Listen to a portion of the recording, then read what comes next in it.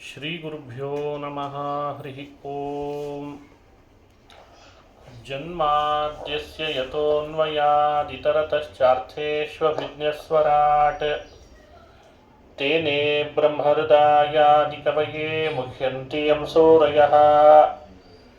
ತೇಜೋ ವಾರಿಮೃದಾಂ ಯಥಾ ವಿನಿಮಯೋ ಯತ್ರ ತ್ರಿಸರ್ಗೋ ಮೃಷಾ. ಧಾಮ್ನಾ ಸ್ವೇನ ಸದಾ ನಿರಸ್ತಕುಹಕಂ ಸತ್ಯಂ ಪರಂ ಧೀಮಹಿ. ಸೃಷ್ಟಿಸ್ಥಿತ್ಯಪ್ಯಯೇಹಾ ನಿಯತಿದೃಹಿತಮೋ ಬಂಧಮೋಕ್ಷಾಶ್ಚ ಯಸ್ಮಾತ್. ಅಸ್ಯ ಶ್ರೀ ಬ್ರಹ್ಮರುದ್ರ ಪ್ರಭೃತಿ ಸುರನರದ್ವೀಷಶತ್ರುತ್ಮಕಸ್ಯ ವಿಷ್ಣೋರ್ವ್ಯಸ್ತಾಃ ಸಮಸ್ತಾಃ ಸಕಲಗುಣನಿಧಿಃ ಸರ್ವದೋಷವ್ಯಪೇತಃ ಪೂರ್ಣಾನಂದೋ ವ್ಯಯೋ ಯೋ ಗುರುರಪಿ ಪರಮಃ ಚಿಂತಯೇತಂ ಮಹಾಂತಂ. ನಾರಾಯಣಂ ನಮಸ್ಕೃತ್ಯ ನರಂ ಚೈವ ನರೋತ್ತಮಂ ದೇವೀಂ ಸರಸ್ವತೀಂ ವ್ಯಾಸಂ ತತೋ ಜಯಮುದೀರಯೇತ್. ಅಭ್ರಮಂ ಭಂಗರಹಿತಂ ಅಜಡಂ ವಿಮಲಂ ಸದಾ ಆನಂದತೀರ್ಥಮತುಳಂ ಭಜೆ ತಾಪತ್ರಯಾಪಹಂ. ಯಂ ಪ್ರವ್ರಜन्तಮನುಪೇತಮಪೇತಕೃತ್ಯಂ ದ್ವೈಪಾಯನೋ ವಿರಹಕಾತರಾಜುಹಾವ. ಪುತ್ರೇತಿ ತನ್ಮಯತಯಾ ತರವೋಪಿ ನೇದುಃ तं ಸರ್ವಭೂತಹೃದಯಂ ಮುನಿಮಾನತೋಸ್ಮಿ. ಮೂಕೋಪಿ ಯತ್ಪ್ರಸಾದೇನ ಮುಕುಂದಶಯನಾಯತೆ ರಾಜರಾಜಾಯತೆ ರಿಕ್ತೋ ರಾಘವೇಂದ್ರಂ ತಮಾಶ್ರಯೇ. ಆಪಾದಮೌಲಿಪರ್ಯಂತಂ ಗುರುಣಾಮಾಕೃತಿಂ ಸ್ಮರೇತ್ ತೇನ ವಿಘ್ನಾಃ ಪ್ರಣಶ್ಯಂತಿ ಸಿದ್ಧ್ಯಂತಿ ಚ ಮನೋರಥಾಃ. ಶ್ರೀ ಹರಿವಾಯು ಗುರುಗಳ ಚರಣಾರವಿಂದಗಳಲ್ಲಿ ಭಕ್ತಿಪೂರ್ವಕ ಪ್ರಣಾಮಗಳನ್ನು ಅರ್ಪಿಸಿ ಶ್ರೀಮದ್ ಭಾಗವತ ಮಹಾಪುರಾಣದಲ್ಲಿ 10ನೇ ಸ್ಕಂಧದಲ್ಲಿ ಕೃಷ್ಣನ ಚರಿತ್ರೆಗಳನ್ನು ನಿನ್ನೆ ಅನುಸಂಧಾನ ಮಾಡ್ತಾ ಬರ್ತಾ ಇದ್ವಿ. ಕೃಷ್ಣ 7ನೇ ವಯಸ್ಸಿಗೆ ಗೋವರ್ಧನವನ್ನು ಉದ್ಧರಿಸಿ ಆಬಾಲ ವೃದ್ಧರಿಗೆ ರಕ್ಷಣೆಯನ್ನು ಕೊಟ್ಟ ಅಂತ ಕಥೆ ಬಂತು.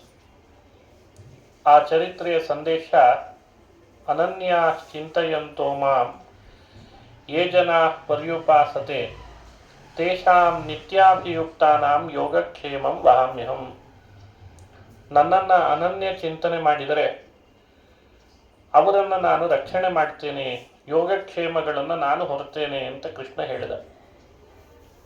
ಆ ಮಾತು ಆಡಿದಂತೆ ತನ್ನ ಗೋಪಾಲಕರಿಗೆ, ತನ್ನ ಭಕ್ತರಿಗೆ ರಕ್ಷಣೆ ಕೊಟ್ಟ ಅನ್ನೋ ಸಂದೇಶ ಆ ಚರಿತ್ರೆಯಲ್ಲಿ ಬಂತು. ಹೀಗೆ ಕೃಷ್ಣನ ಕಥೆಯಲ್ಲಿ ಕಂಸನನ್ನು ಕೃಷ್ಣ ಸಂಹಾರ ಮಾಡಿದ.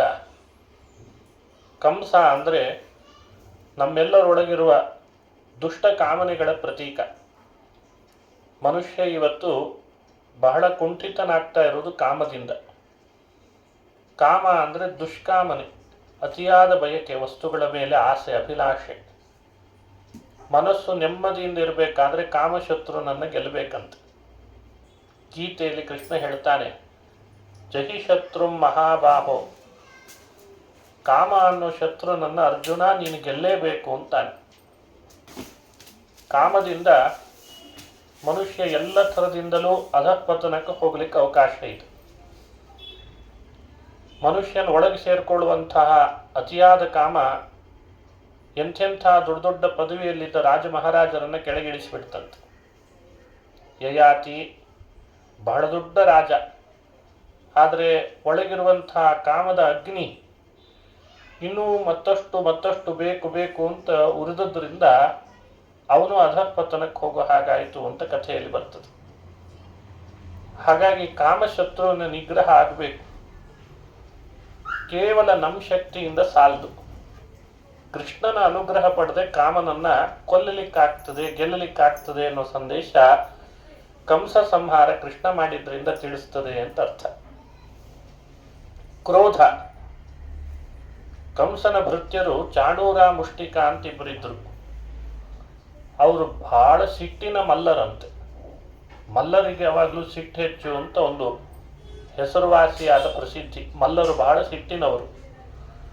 ಕೃಷ್ಣ ಬಲರಾಮರು ಯುದ್ಧ ಮಾಡ್ತಾರೆ, ಅವರೊಟ್ಟಿಗೆ ಮುಷ್ಟಿ ಯುದ್ಧ, ದೃಷ್ಟಿ ಯುದ್ಧ ಮಾಡಿ ಅವರನ್ನು ನೆಲಕ್ಕಪ್ಪಳಿಸುವ ಹಾಗೆ ಮಾಡಿ ಮಲ್ಲರನ್ನು ಕೊಂದಾಕಿಬಿಟ್ಟಂತೆ ಕೃಷ್ಣ ಹಾಗೂ ಬಲರಾಮ. ಈ ಚರಿತ್ರೆಯ ಸಂದೇಶ ಏನು?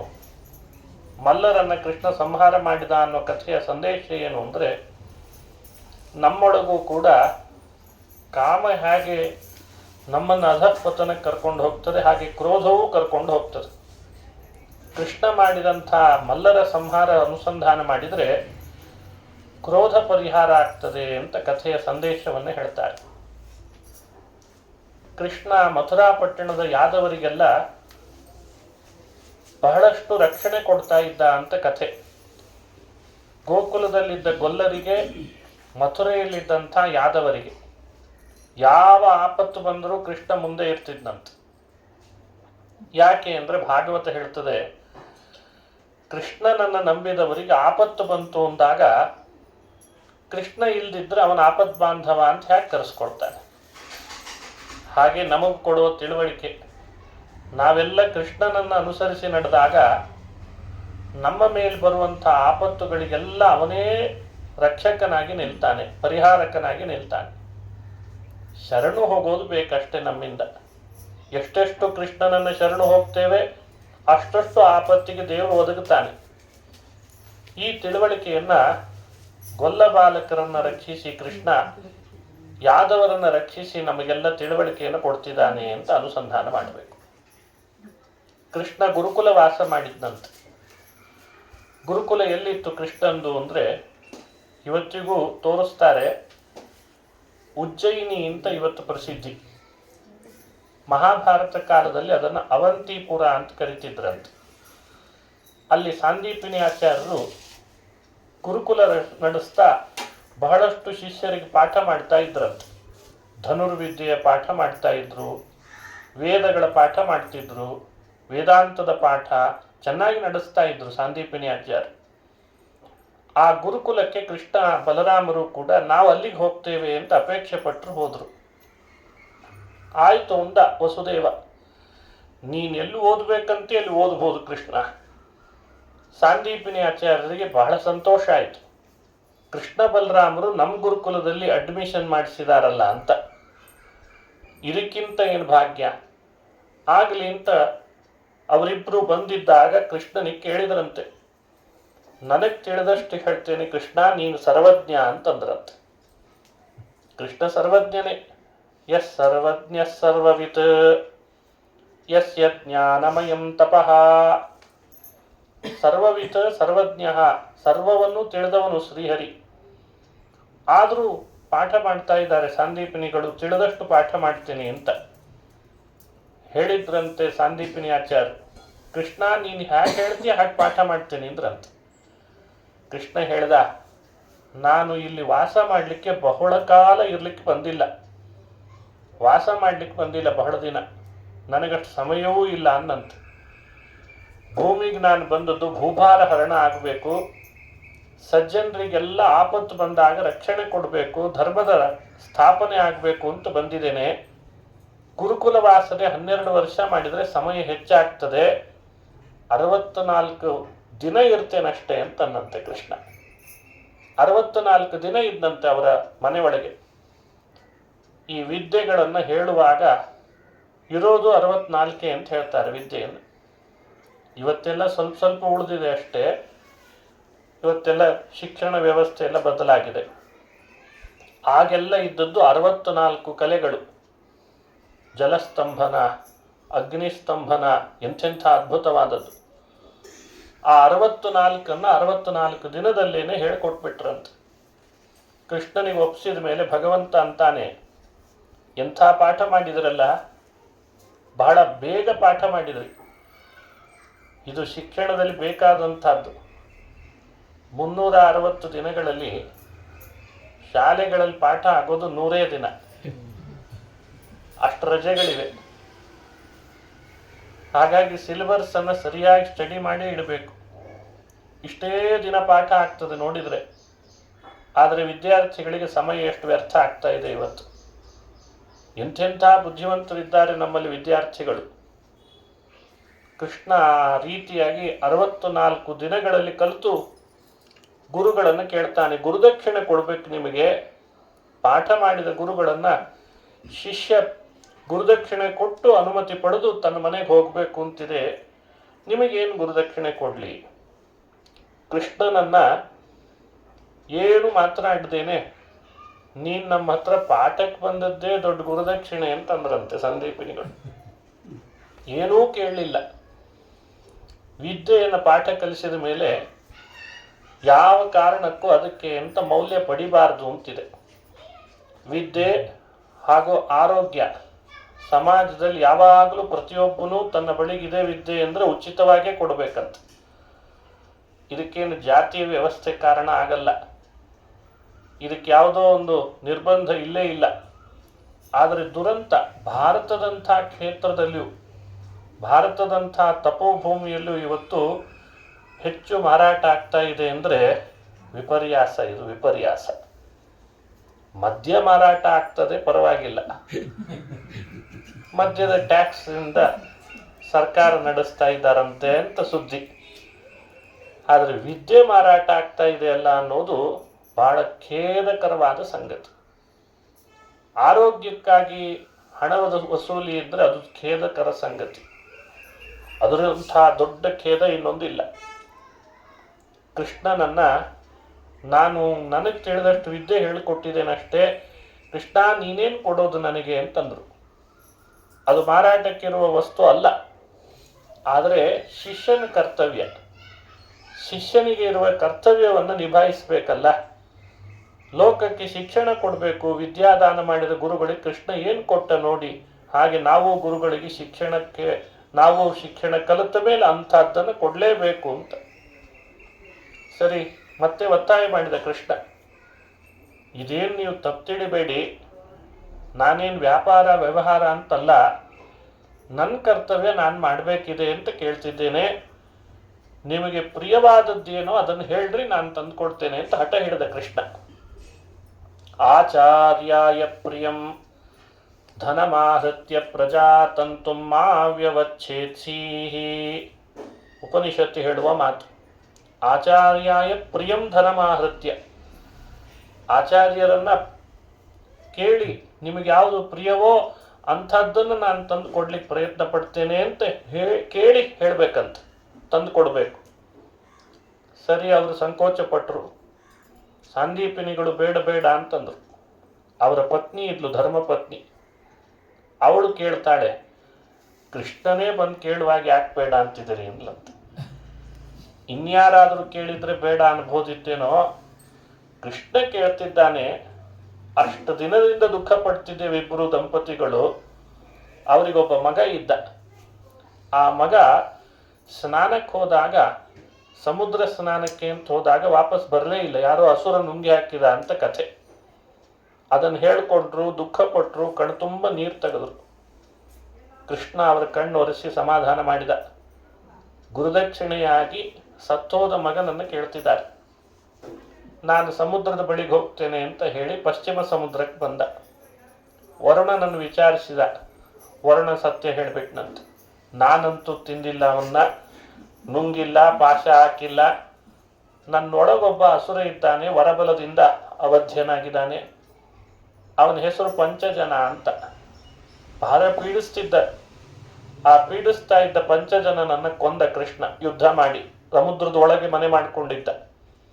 ಕೆಲವು ಟೆರರಿಸ್ಟ್ ಎಲ್ಲ ಸಮುದ್ರದೊಳಗೂ ಮನೆ ಮಾಡ್ಕೊತಾರಂತೆ. ಹಂಗೆ ಇವನು ಒಬ್ಬ ಸಮುದ್ರದ ಒಳಗೆ ಮನೆ ಕಟ್ಕೊಂಡಿದ್ದ. ಬರೋ ಯಾತ್ರಿಕರನ್ನೆಲ್ಲ ನುಂಗಿ ನೀರು ಕುಡಿತಿದ್ದ. ಅವನಿದ್ರೆ ಮುಂದಿಷ್ಟು ಮತ್ತಷ್ಟು ಅನಾಹುತ, ಭೂಭಾರ. ಅವನನ್ನು ಕೃಷ್ಣ ಕೊಂದ. ಜಲಮಾರ್ಗದೊಳಗೆ ಹೋಗಿ ಅವನ ಅಡಗು ತಾಣವನ್ನೆಲ್ಲ ಭಸ್ಮ ಮಾಡಿ ತುಂಡರಿಸಿ ವಾಪಸ್ ಬರ್ತಿದ್ದಾನೆ.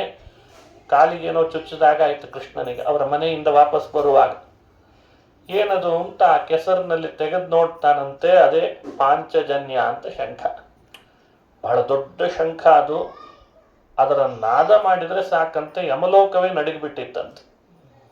ಪಾಂಚಜನ್ಯ ನಿಜಧ್ವಾನ ಅಂತಂತಾರೆ. ಪಾಂಚಜನ್ಯದ ಧ್ವನಿ ಎಲ್ಲರ ಹೃದಯವನ್ನೇ ನಡಗಿಸ್ತದಂತ, ಅಂಥ ಶಂಖ. ಆ ಶಂಖವನ್ನು ಕೃಷ್ಣ ಕೈಗೆ ಹಿಡಿದುಕೊಂಡು ಉದ್ಧರಿಸಿ ಎತ್ತಿ ಯಮಪಟ್ಟಣಕ್ಕೆ ಬಂದು ಅಲ್ಲಿ ನಾದ ಮಾಡಿದ. ಯಮ ಹೊರಗೆ ಬಂದು ಕೃಷ್ಣನನ್ನು ಒಳಗೆ ಕರೆದುಕೊಂಡು ಹೋಗಿ ಹೇಳ್ತಾನಂತೆ, ಯಮ, ಏನು ಕೃಷ್ಣ ನನ್ನಿಂದ ಆಗಬೇಕಾದದ್ದಾದರೂ ಎಂಥ ಧ್ವನಿ ಮಾಡಿದ್ದಿ, ಯಮಲೋಕವೇ ನಡುಗುತ್ತಿದೆ ಅಲ್ಲ, ನನ್ನ ಗುರುಪುತ್ರನನ್ನು ತಂದುಕೊಡು ಅಂದ ಕೃಷ್ಣ. ಒಳಗಿದ್ದ ಗುರುಪುತ್ರನನ್ನು ತಂದು ಇಟ್ಟೇ ಬಿಟ್ಟು ಬೇರೆ ಮಾತೇ ಆಡಲಿಲ್ಲ. ಆಮೇಲೆ ಕೃಷ್ಣ ಕೇಳಿದ್ನಂತೆ, ಇವ ನನ್ನ ಗುರುಪುತ್ರ ಅಂತ ನಿನಗೆ ಗೊತ್ತಿದೆ ತಾನೆ, ಇವನ್ಯಾಕೆ ಯಮಲೋಕಕ್ಕೆ ಕರ್ಕೊಂಡು ಬಂದಿ ಅಂತ. ನಡಗುತ್ತಿದ್ದಂಥ ಯಮ ಸ್ವಲ್ಪ ಧೈರ್ಯ ತಂದುಕೊಂಡು ಹೇಳಿದ್ನಂತೆ, ಕೃಷ್ಣ ತಪ್ಪು ತಿಳಿಬೇಡ, ಈ ನೆಪದಿಂದಲಾದರೂ ನನ್ನ ಮನೆಗೆ ನೀನು ಬರೋ ಹಾಗಾಯ್ತಲ್ಲ ಅದಕ್ಕೆ ಅಂತಂದಂತೆ. ಯಮನು ನಿರೀಕ್ಷೆ ಮಾಡ್ತಾ ಇರ್ತಾನೆ ಕೃಷ್ಣನನ್ನ. ಹೀಗೆ ಯಮಪಟ್ಟಣ ಅಂದರೆ ಅದು ಮೃತ್ಯುಪಟ್ಟಣ. ಕೃಷ್ಣ ಅವನ ಮನೆಗೆ ಬರಲಿ, ಅವನ ಪಾದ ತೊಳಿಬೇಕು, ಅವನ ದರ್ಶನ ಆಗಬೇಕು, ಅವನ ಮಾತು ಕೇಳಬೇಕು ಅಂತ ಯಮದೇವರು ನಿರೀಕ್ಷೆ ಮಾಡ್ತಾರೆ ಅಂತ ಪುರಾಣ ವಿವರಣೆ ಮಾಡ್ತಾರೆ. ಈ ಚರಿತ್ರೆಯಿಂದ ಸಂದೇಶ ಏನು? ಯಾರು ಮೃತ್ಯುಗೊಳಗಾಗ್ತಾರೆ, ಕೃಷ್ಣನ ಅಚಿಂತ್ಯ ಶಕ್ತಿಯಿಂದ ಆ ಅಪಮೃತ್ಯುವನ್ನು ಗೆಲ್ಲಿಕ್ಕೆ ಬರ್ತದೆ ಅಂತ. ಅವನನ್ನು ತಂದು ಗುರುದಕ್ಷಿಣೆಯಾಗಿ ಸಾಂದೀಪನಿಗಳಿಗೆ ಒಪ್ಪಿಸಿದ. ಪ್ರಾದಾತ್ ಸಾಂದೀಪನಯೇ ಮೃತಪುತ್ರಂ ಜ್ಞಾನದೀಪ ಸಾಂದೀಪನಯೇ. ಸಾಂದೀಪನಿ ಆಚಾರ್ಯ, ನಿಮ್ಮ ಮೃತಪುತ್ರನನ್ನು ತಂದಿದ್ದೇನೆ ಬದುಕಿಸಿ, ಇನ್ನು ನೀವು ಶೋಕದಿಂದ ಇರಬೇಡಿ, ದುಃಖ ಪಡಬೇಡ್ರಿ, ನಾನು ಪರಿಹಾರ ಮಾಡಿದ್ದೇನೆ, ತಗೊಳ್ರಿ ನಿಮ್ಮ ಮಗನ ಒಪ್ಪಿಸ್ಬಿಟ್ಟ. ಒಪ್ಪಿಸಿದ ಬಳಿಕ ಇಬ್ಬರ ಕಣ್ಣಲ್ಲಿ ಆನಂದ ಬಾಷ್ಪ. ಅವರು ಹಿಂದೆ ಕಳ್ಕೊಂಡು ಬಹಳ ದುಃಖ ಪಡ್ತಾ ಇದ್ರಲ್ಲ, ಆ ಪುತ್ರ ಶೋಕ ಕಳೆದು ಹೋಯಿತು. ಕೃಷ್ಣನ ಅನುಗ್ರಹದಿಂದ ಮಗ ಸಿಕ್ಕ ಅಂತನ್ನೋ ಆನಂದ ಅವರಿಗೆ ಬಹಳ ಆಯ್ತಂತ. ಇನ್ಮೇಲಿಂದ ಮುಂದೆ ಯಾವ ಕಾರಣಕ್ಕೂ ದುಃಖ ತಪ್ತರಾಗಿ ಪಾಠ ಮಾಡಬೇಡ್ರಿ, ದುಃಖ ತಪ್ತರಾಗಿ ಪ್ರವಚನ ಮಾಡಬೇಡ್ರಿ, ಸಂತೋಷದಿಂದಿರ್ರಿ ಇಬ್ರು ಅಂತ ಅನುಗ್ರಹ ಮಾಡಿ ಅಲ್ಲಿಂದ ಹೊರಟ ಕೃಷ್ಣ ಅಂತ ಕಥೆ. ಇದು ನಮಗೆ ಕೊಡುವಂಥ ತಿಳುವಳಿಕೆ. ಯಾರು ಕೃಷ್ಣನ ಬಗ್ಗೆ ಸಾರ್ತಾರೆ, ಅವನಲ್ಲಿ ಭಕ್ತಿ ಮಾಡ್ತಾರೆ, ಆ ಭಕ್ತಿ ಮಾಡುವವರಿಗೆ ಅಂತಸ್ತಾಪ ಇರಬಾರ್ದು ಅಂತಾರೆ. ದೇವರ ಪೂಜೆ ಮಾಡುವಾಗಲೂ, ದೇವರ ಬಗ್ಗೆ ಆರಾಧನೆ ಮಾಡುವಾಗಲೂ ಮೇಲಿಂದ ಮೇಲೆ ತಾಪ ಒಳಗೆ ಇರ್ತಿದ್ರೆ ಅವ ಪೂಜೆ ಮಾಡ್ಲಿಕ್ಕೆ ಲಕ್ಷಣೇ ಇರಲ್ಲ. ಪೂಜೆಗಿಂತ ಜಾಸ್ತಿ ಅವನ ತಾಪದ ಕಡೆನೇ ಇರ್ತದೆ. ಅಯ್ಯೋ ದೇವ್ರು ಹೀಗೆ ಮಾಡಿಬಿಟ್ಟ, ಎಷ್ಟು ಭಕ್ತಿ ಮಾಡಿದೆ, ಎಷ್ಟು ನಾಮ ಹೇಳಿದೆ, ಎಷ್ಟು ಪುರಾಣ ಹೇಳಿದೆ, ಹೇಳಿಸಿದೆ, ಪ್ರದಕ್ಷಿಣೆ ಹಾಕಿದೆ, ವ್ರತ ಉಪವಾಸಗಳನ್ನು ಮಾಡಿದೆ, ಆದರೆ ಕೃಷ್ಣ ಮಾತ್ರ ನನ್ನ ಮಗನನ್ನ ಕಸ್ಕೊಂಡ್ಬಿಟ್ಟ ಅಂತ ಈ ದುಃಖ ಇದ್ರೆ ಮನುಷ್ಯ ಸಾಧನೆ ಮಾಡ್ಲಿಕ್ಕಾಗಲ್ಲ. ಹಾಗಾಗಿ ಭಗವಂತ ಈ ಸಂದೇಶ ಕೊಡ್ತಾನೆ, ನನ್ನನ್ನು ನಂಬಿದವರಿಗೆ, ನನಗಾಗಿ ಅಂತ ಮೈ ಅನನ್ಯೇನ ಭಾವೇನ, ಅನನ್ಯ ಭಾವದಿಂದ ನನ್ನಲ್ಲಿ ವಿಶ್ವಾಸ ಇಟ್ಟವರಿಗೆ ಶೋಕ ಇರಬಾರ್ದು. ಸ್ವಲ್ಪ ದಿವಸ ಅವರ ಕರ್ಮಾನುಸಾರ ಶೋಕ ಅನುಭವಿಸ್ತಾರೆ, ಇಲ್ಲ ಅಂತಲ್ಲ, ಆದರೆ ಬಹುಬೇಗ ಅದನ್ನು ಪರಿಹಾರನೂ ಮಾಡಿ ಅವರನ್ನು ಮತ್ತೆ ಸಂತೋಷದಿಂದ ಭಗವಂತ ಇಡ್ತಾನೆ. ಇವತ್ತು ಬೇಕಿರೋದೇ ಅದು ನಮಗೆಲ್ಲ. ಒಳಗಡೆಯಲ್ಲಿ ಏನೋ ತಾಪ, ಏನೋ ಭಯ, ಏನೋ ಆತಂಕ ನಮಗೆಲ್ಲ. ಹೇಳ್ಕೊಳ್ಳಿಕ್ಕಿಲ್ಲ ಇನ್ನೊಬ್ಬರ ಮುಂದೆ ನಾವು ಯಾರು. ಅದು ವಯಸ್ಸಾದ್ಮೇಲೂ ಒಂದು ಭಯ ಪ್ರಾರಂಭ ಆಗಿರ್ತದೆ. ರೋಗ ಬರ್ತಾ ಇದ್ದ ಹಾಗೆ ಭಯ ಬರ್ತದೆ. ಆಫೀಸ್ನಿಂದ ರಿಟೈರ್ಡ್ ಆಗ್ತಿರ್ಲಿಕ್ಕೆ ಮತ್ತೊಂದು ಭಯ ಬರ್ತಿರ್ತದೆ, ಏನಾಗ್ತದೋ ಏನೋ ಮುಂದೆ ಪರಿಸ್ಥಿತಿ. ಮನೆಯಲ್ಲಿ ಮಕ್ಕಳು ಅಂತ ಆಗಿರ್ತಾರೆ, ಇಲ್ಲ ಅಂತ ಹೇಳಲ್ಲ, ಆದರೂ ಅವ್ರು ಯಾವುದೋ ವಿದೇಶನೋ ಸ್ವದೇಶನೋ ಇನ್ನೆಲ್ಲೋ ಕೆಲಸ ಮಾಡ್ತಿರ್ತಾರೆ, ಮನೆಯಲ್ಲಿ ಒಂದೇನೋ ಆತಂಕ ಪ್ರಾರಂಭ ಆಗಿರ್ತದೆ.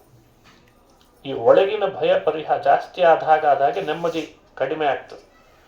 ಕೈ ನಡುಗುತ್ತಿರ್ತಾವೆ, ಕಣ್ಣು ಸರಿಯಾಗಿ ಕಾಣ್ತಿರಲ್ಲ, ಕಿವಿ ಇನ್ನೇನೋ ಆಗಿ ಮಂದ ಆಗಿರ್ತದೆ. ಏನ್ ಮಾಡ್ಲಿ ಅಂತ ನಿರ್ಧಾರ ತಗೊಳ್ಳಿಕ್ಕೆ ಅವಕಾಶ ಇರಲ್ಲ ನಮಗೆ. ಅದೆಲ್ಲ ಪುರಾಣಗಳಲ್ಲಿ ಹೇಳಿದ್ದಾರೆ, ಮನುಷ್ಯ ವಯಸ್ಸಾಗ್ತಾ ಆಗ್ತಾ ಹೇಗಾಗ್ತಾನೆ ಅಂತ. ಅದಕ್ಕೊಬ್ಬ ಸುದೃಢನಾದ ವ್ಯಕ್ತಿ ಬೇಕು ಅಂತ ಆಸೆ, ಒಬ್ಬ ರಕ್ಷಕ ಬೇಕು.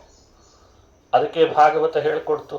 ಸಾಂದೀಪಿನಿಯಂಥ ಆಚಾರ್ಯರಿಗೆ, ಆ ದಂಪತಿಗಳಿಗೆ ವಯಸ್ಸಾಗ್ತಾ ಇದೆ ಎಂದಾಗ ಮಾಡ್ತಿದ್ದ ಅವರ ಸ್ವಧರ್ಮದ ಆಚರಣೆಗೆ, ಪಾಠ ಅಧ್ಯಯನ ಅಧ್ಯಾಪನಕ್ಕೆ, ಎಲ್ಲ ಕಡೆ ತತ್ವ ಪ್ರಸಾರಕ್ಕೆ ಮೆಚ್ಚಿದಂಥ ಕೃಷ್ಣ ಸುಮ್ಮನೆ ನೆಪಕ್ಕಾಗಿ ಅವ್ರ ಹತ್ರ ಗುರುಕುಲಕ್ಕೆ ವಾಸ ಮಾಡ್ತೀನಿ ಅಂತ ಹೋದ್ನಂತೆ. ಅವನಿಗೇನು ಪಾಠ ಬೇಕಿಲ್ಲ, ಅಧ್ಯಯನ ಬೇಕಿಲ್ಲ, ಆದ್ರೆ ಅವ್ರ ಹತ್ರ ನೆಪ ಮಾಡಿ ಸೇರ್ಕೊಂಡ. ಮಥುರಾ ಪಟ್ಟಣ ಎಲ್ಲಿದೆ? ಸಾಂದೀಪನಿಗಳ ಗುರುಕುಲ ಎಲ್ಲಿದೆ ಹೇಳ್ರಿ? ಉಜ್ಜಯಿನಿಯಲ್ಲಿದೆ. ಅಷ್ಟು ದೂರನೂ ಹೋದ, ದೂರನೂ ಸಾಗಿದ, ಮನೆ ಬಿಟ್ಟು ನೆಪಕ್ಕೆ ಸಾಗಿದ. ಅವರ ಶೋಕ ಕಳಿಬೇಕಾಗಿದೆ. ಇದು ನಮಗೆ ಕೊಡುವಂಥ ಸಂದೇಶ. ನಾವು ಮತ್ತೊಬ್ಬರ ದುಃಖಕ್ಕೆ ಅಣಿಯಾದರೆ ನಮ್ಮ ದುಃಖವನ್ನು ಭಗವಂತ ಮತ್ತೊಬ್ಬರಿಂದ ಪರಿಹಾರ ಮಾಡಿಸ್ತಾನಂತೆ. ನಹಿ ಕಲ್ಯಾಣ ಕೃತ್ ಕಶ್ಚಿತ್ ದುರ್ಗತಿಂ ತಾತ ಗಚ್ಚತಿ ಅಂತ ಭಗವದ್ಗೀತೆಯಲ್ಲಿ ಒಂದು ಮಾತು. ಈ ಮಂತ್ರವನ್ನು ನಾವು ಅಳವಡಿಸ್ಕೊಳ್ಳೋ ಪ್ರಯತ್ನ ಮಾಡಬೇಕು. ಸಾಧ್ಯವಾದಷ್ಟು ಮತ್ತೊಬ್ಬರ ದುಃಖಕ್ಕೆ ಆಶ್ರಯರಾಗಬೇಕು, ಅವರಿಗೆ ಅಣಿಯಾಗಬೇಕು, ಅವರಿಗೇನಾದರೂ ಸಮಾಧಾನ ಮಾಡಬೇಕು. ಅದು ನಮಗೆ ಗೊತ್ತಿರಲ್ಲ. ದೇವ್ರು ಯಾಕೆ ನಮ್ಮ ಮುಂದೆ ಬಂದು ಅಯ್ಯೋ ನನಗೆ ಹೀಗಾಗಿದೆ ಅಂತ ದುಃಖ ತೋಡ್ಕೊಳ್ಳೋ ಹಾಗೆ ಪ್ರೇರಣೆ ಮಾಡಿರ್ತಾನೆ ಅಂತ ಮೇಲ್ನೋಟಕ್ಕೆ ನಮ್ಗೆ ಗೊತ್ತಾಗಲ್ಲ. ಅದು ನಮ್ಮ ಪರೀಕ್ಷೆ ಅಂತ ಅರ್ಥ ಅಂತೆ. ಏನು ಪರೀಕ್ಷೆ ಅಂದರೆ ಆ ದುಃಖದಿಂದ ಬಂದ ವ್ಯಕ್ತಿಯನ್ನು ನಾವು ಹೇಗೆ ಸಮಾಧಾನ ಮಾಡ್ತೇವೆ ಅನ್ನೋದು ಪರೀಕ್ಷೆ ಅಂತ. ಅವರ ದುಃಖ ಹೇಗೆ ಕಳಿತೇವೆ, ಅವ್ರಿಗೆ ಬೇಕಾದದ್ದನ್ನು ಸಾಧ್ಯವಾದಷ್ಟು ಹೇಗೆ ಒದಗಿಸ್ತೇವೆ.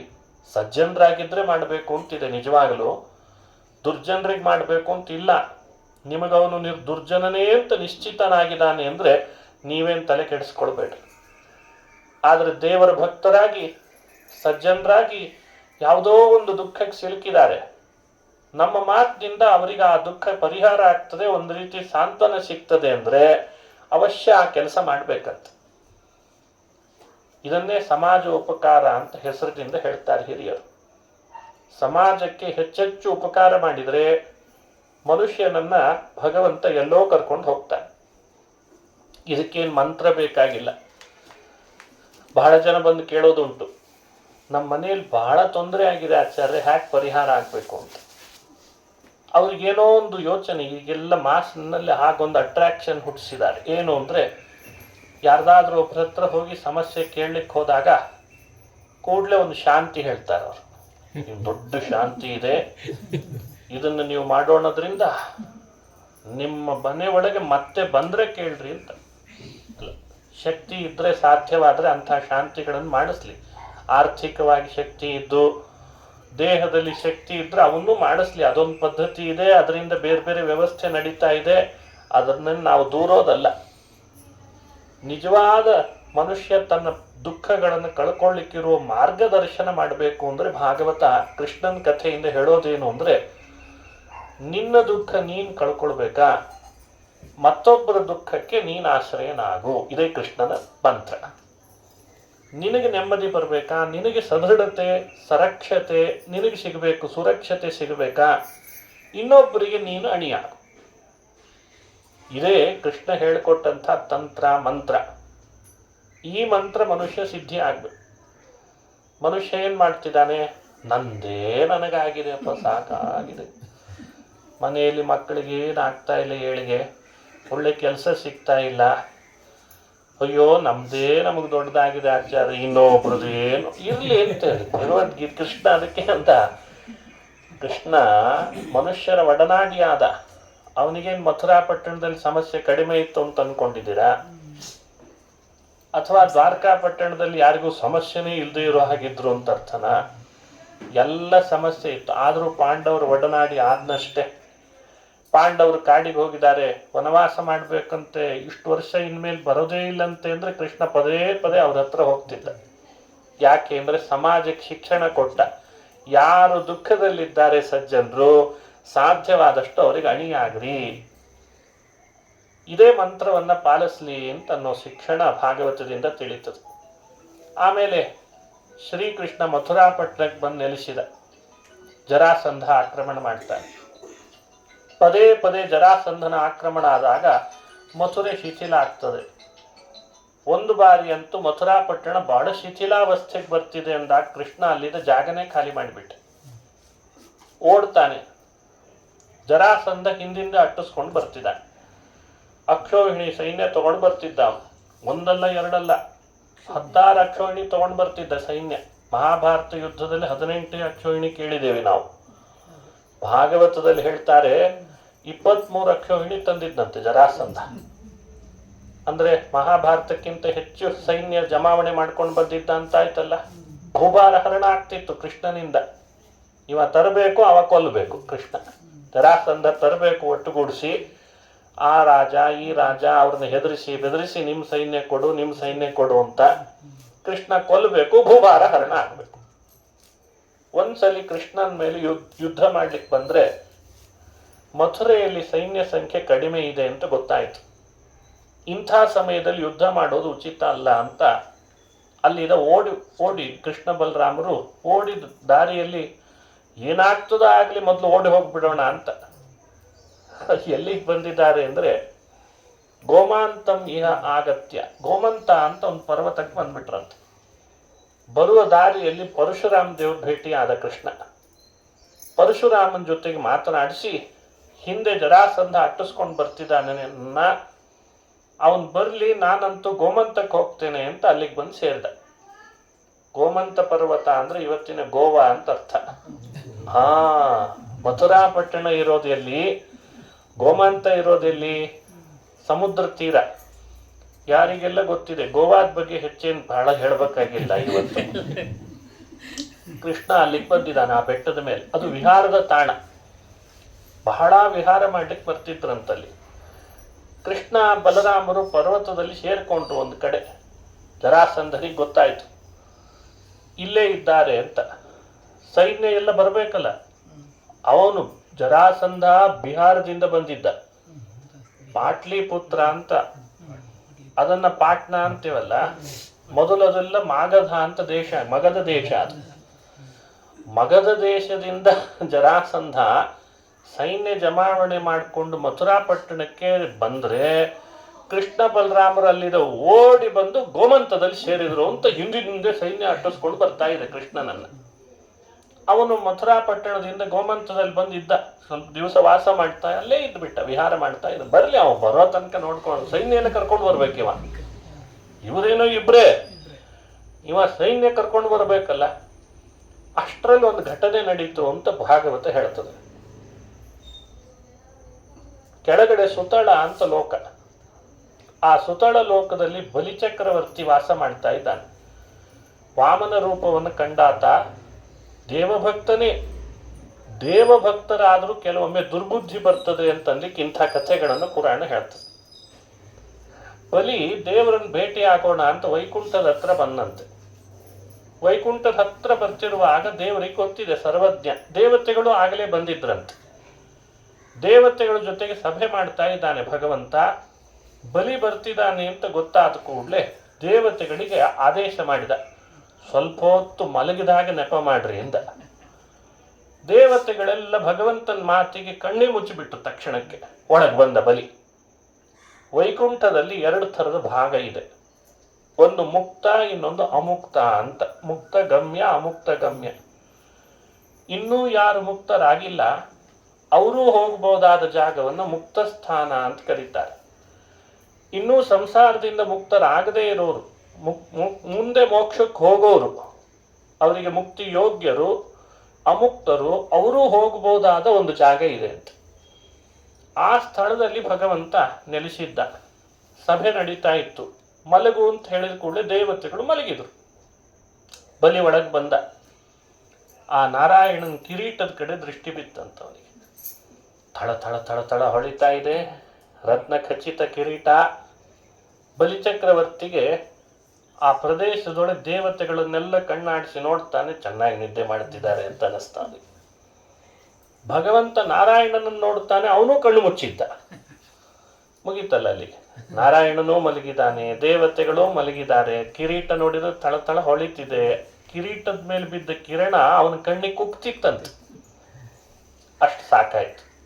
ಏನ್ ಚೆನ್ನಾಗಿದೆ ಕಿರೀಟ, ಒಂದ್ಸರಿ ತಲೆ ಮೇಲೆ ಹಾಕೊಂಡ್ರೆ ಏನ್ ಚೆನ್ನಾಗಿ ಕಾಣಿಸ್ತೇನೆ ನಾನು ಅಂತ ಹುಚ್ಚಿಡಿತ ಅದರ ಬಗ್ಗೆ. ದೇವಲೋಕದಲ್ಲಿ, ವೈಕುಂಠದಲ್ಲಿ, ಮೋಕ್ಷ ಅಮುಕ್ತ ಸ್ಥಾನದಲ್ಲಿ ಬಲಿ ಹೋಗಿ ಈ ಥರದ ದುರ್ಬುದ್ಧಿ. ಕಿರೀಟ ಎಗರಿಸೇ ಬಿಟ್ಟ. ಕಿರೀಟ ಎಗರಿಸಿ ಅಲ್ಲಿಂದ ಹೊರಗೆ ಬಂದಾಗ ಭಗವಂತ ಕಣ್ಣು ತೆಗೆದು ದೇವತೆಗಳನ್ನು ಎಬ್ಬಿಸಿದ್ರೆ ದೇವತೆಗಳು ನಕ್ರಂತ. ಏನು ಹುಚ್ಚ ಬಲಿ, ಅಪಹಾಸ ಜಹಸುಹು ದೇವತಾ ಸರ್ವಾಹ, ದೇವತೆಗಳೆಲ್ಲ ನಕ್ಕರಂತೆ ಬಲಿ ಬಗ್ಗೆ.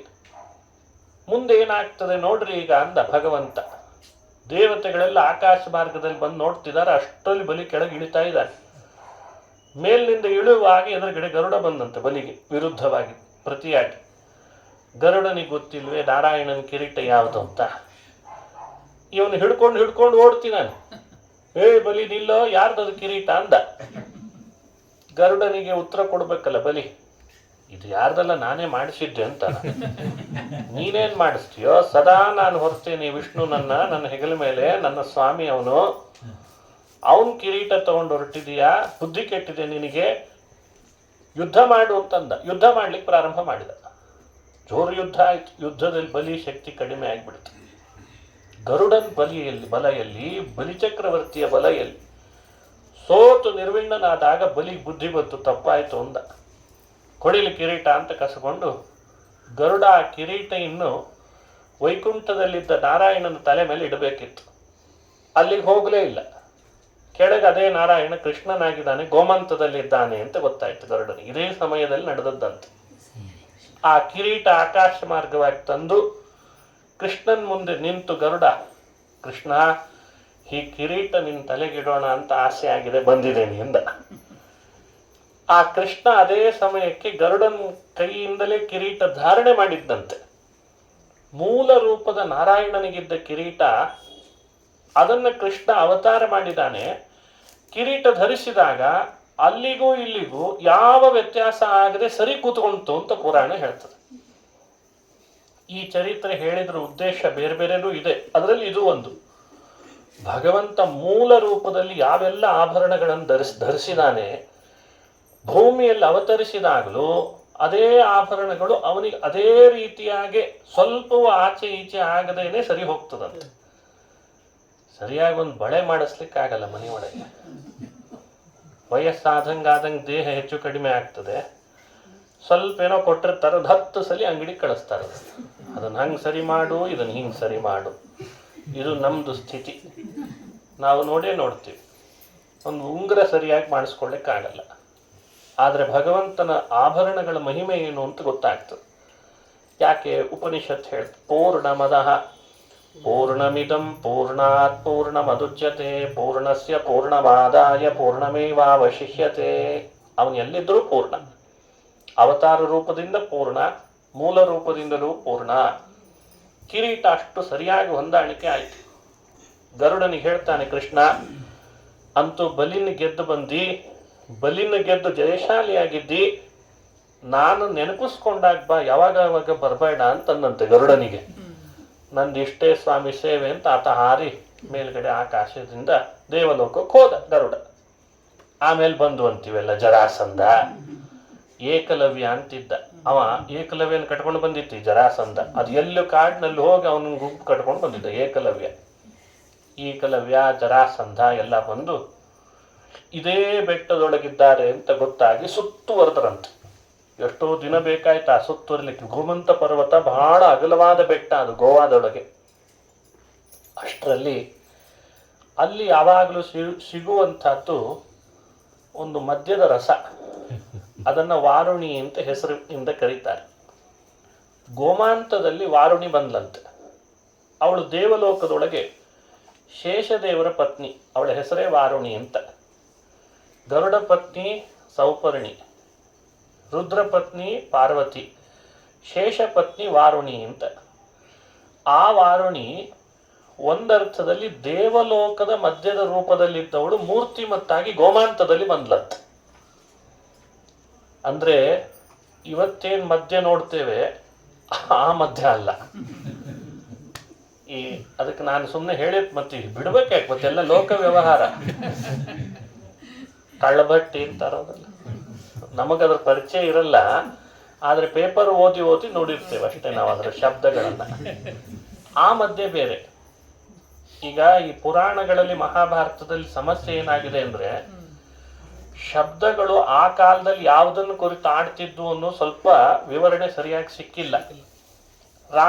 ರಾಮಾಯಣದೊಳಗೆ ಒಂದು ರಸಪಾನ ಮಾಡಿದ ಅಂತ ಬರ್ತದೆ. ಅದನ್ನ ಕನ್ನಡೀಕರಿಸುವ ಅತ್ಯಂತ ಬುದ್ಧಿವಂತ ಪ್ರಜ್ಞಾವಂತರು ಏನ್ ಮಾಡಿದ್ದಾರೆ ಅಂದ್ರೆ ಮದ್ಯ ಕೊಡದ ಅಂತ ಬರೆದಿದ್ದಾರೆ. ಅದು ರಾಮಾಯಣದಲ್ಲಿ ಬಂದದ್ದು ನಿಜ, ಆದ್ರೆ ಆ ಸಂಸ್ಕೃತ ಶಬ್ದಕ್ಕೆ ಆ ಕಾಲದಲ್ಲಿ ಡಿಕ್ಷನರಿಯಲ್ಲಿದ್ದ ಅರ್ಥ ಏನು ಅಂತ ಇವತ್ತಿನ ಕಾಲದವ್ರು ಕಂಡುಕೊಳ್ಳಿಕ್ಕಾಗಿಲ್ಲ. ಹಾಗಾಗಿ ಶಬ್ದದ ಅರ್ಥ ದಾರಿದ್ರ್ಯ ಅಂತ ಕರಿತೇನೆ ಇದಕ್ಕೆ. ಕೆಲವು ಕಾಲ ಕಳೆದ ಹಾಗೆ ಆ ಶಬ್ದಗಳು ಬಳಕೆಯಲ್ಲಿ ಇರ್ತಾವೆ, ಯಾವುದೋ ಬೇರೆ ಅವತ್ತಿನ ಕಾಲದ ವಸ್ತುವಿನ ಅರ್ಥದಲ್ಲಿ ಬಳಕೆಯಲ್ಲಿರ್ತವೆ. ಹಾಗೆ ಆ ಮದ್ಯ ರಸವೇ ಬೇರೆ, ದೇವಲೋಕದ ಮದ್ಯ ರಸವೇ ಬೇರೆ. ಅದನ್ನು ವಾರುಣಿ ಅಂತ ಕರೀತಾರೆ. ಅದಕ್ಕೆ ಅಭಿಮಾನಿ ಅವಳು ಬಂದಿದ್ದಾಳೆ. ಅವಳನ್ನು ತೋರಿಸಿ ಕೃಷ್ಣ ಬಲರಾಮ ಅವಳೊಟ್ಟಿಗೆ ವಿವಾಹ ಮಾಡ್ಕೊಂತಂದಂತೆ ವಿಹಾರ ಮಾಡಿದ. ಹೀಗೆ ಬಲರಾಮನೊಟ್ಟಿಗೆ ಅವಳ ವಿವಾಹನೂ ಮಾಡಿಸಿದಂಥ ಕೃಷ್ಣನ ಕಥೆನೂ ಪುರಾಣದಲ್ಲಿ ಬರ್ತದೆ. ಅದಾದ ಮೇಲೆ ಇವು ರಾಸಂಧ ಏಕಲವ್ಯ ಸೇರಿ, ಅಂದ್ರೆ ಬೇರೆ ಬೇರೆ ಇನ್ನೂ ರಾಜರೆಲ್ಲ ಸೇರಿ ಗೋಮಾಂತದೊಳಗಿದ್ದ ಕೃಷ್ಣನನ್ನು ಯುದ್ಧ ಮಾಡೋದು ಕಠಿಣ ಆಗ್ಬೋದೇನೋ, ಹೆಂಗಿದ್ರು ರಾತ್ರಿ ಮಲಗಿರ್ತಾರೆ, ಬೆಂಕಿನೇ ಹಚ್ಚಿಬಿಡೋಣಂತೆ ಇಡೀ ಬೆಟ್ಟಕ್ಕೆ, ಅಲ್ಲೇ ಸುಟ್ಟು ಕರಕಲಾಗ್ತಾರೆ ಅಂತ ಬೆಂಕಿ ಹಚ್ಚಿಬಿಟ್ರಂತೆ. ಇಡೀ ಗೋಮಾಂತ ಪರ್ವತ ಬೆಂಕಿಯಲ್ಲಿ ಭಸ್ಮ ಆಗ್ತಾ ಇದೆ. ಕೃಷ್ಣ ನೋಡ್ದ, ಎಂಥ ವಿಹಾರ ತಾಣ, ಎಷ್ಟು ಜನ ಇಲ್ಲಿ ವಿಹಾರಕ್ಕೆ ಬರ್ತಿರ್ತಾರೆ, ನಮ್ಮಿಬ್ಬರ ಸಲುವಾಗಿ ನೀಚರು ಬೆಂಕಿ ಹಚ್ಚಿಬಿಟ್ರಲ್ಲ ಅಂತ ಸಿಟ್ಟಿನಿಂದ ಬೆಟ್ಟದ ತುದಿಗೆ ಹೋಗಿ ತನ್ನ ಪಾದದ ಹೆಬ್ಬೆರಳಿನಿಂದ ಆ ಬೆಟ್ಟವನ್ನ, ನೀರಿನೊಳಗಿಂದ ಬೆಟ್ಟ ಅದು, ಹಾಗಾಗಿ ಅದನ್ನು ಅಮುಕಿದ, ಸಮುದ್ರದ ದಡದಲ್ಲಿದೆ, ಕೆಳಗೆಲ್ಲ ನೀರಿದೆ ಅಂತ ಗೊತ್ತು. ಅದನ್ನ ಜೋರಾಗಿ ಪಾದದ್ದು ಹೆಬ್ಬೆರಳಿನಿಂದ ಒತ್ತಿದ ಕೂಡ್ಲೇನೆ ಗೋಮಾಂತ ಪರ್ವತ ಭೂಮಿಯ ಒಳಗೆ ಹೋಗುವಾಗ ನೀರು ಚಿಮ್ಮಿತಂತೆ ಮೇಲೆ. ಸಾಕಲ್ಲ, ಇಷ್ಟು ನೀರು ಚಿಮ್ಮಿದ್ದಕ್ಕೆ ಬೆಂಕಿ ಆರಿ ಹೋಗಿಬಿಡುತ್ತಂತೆ.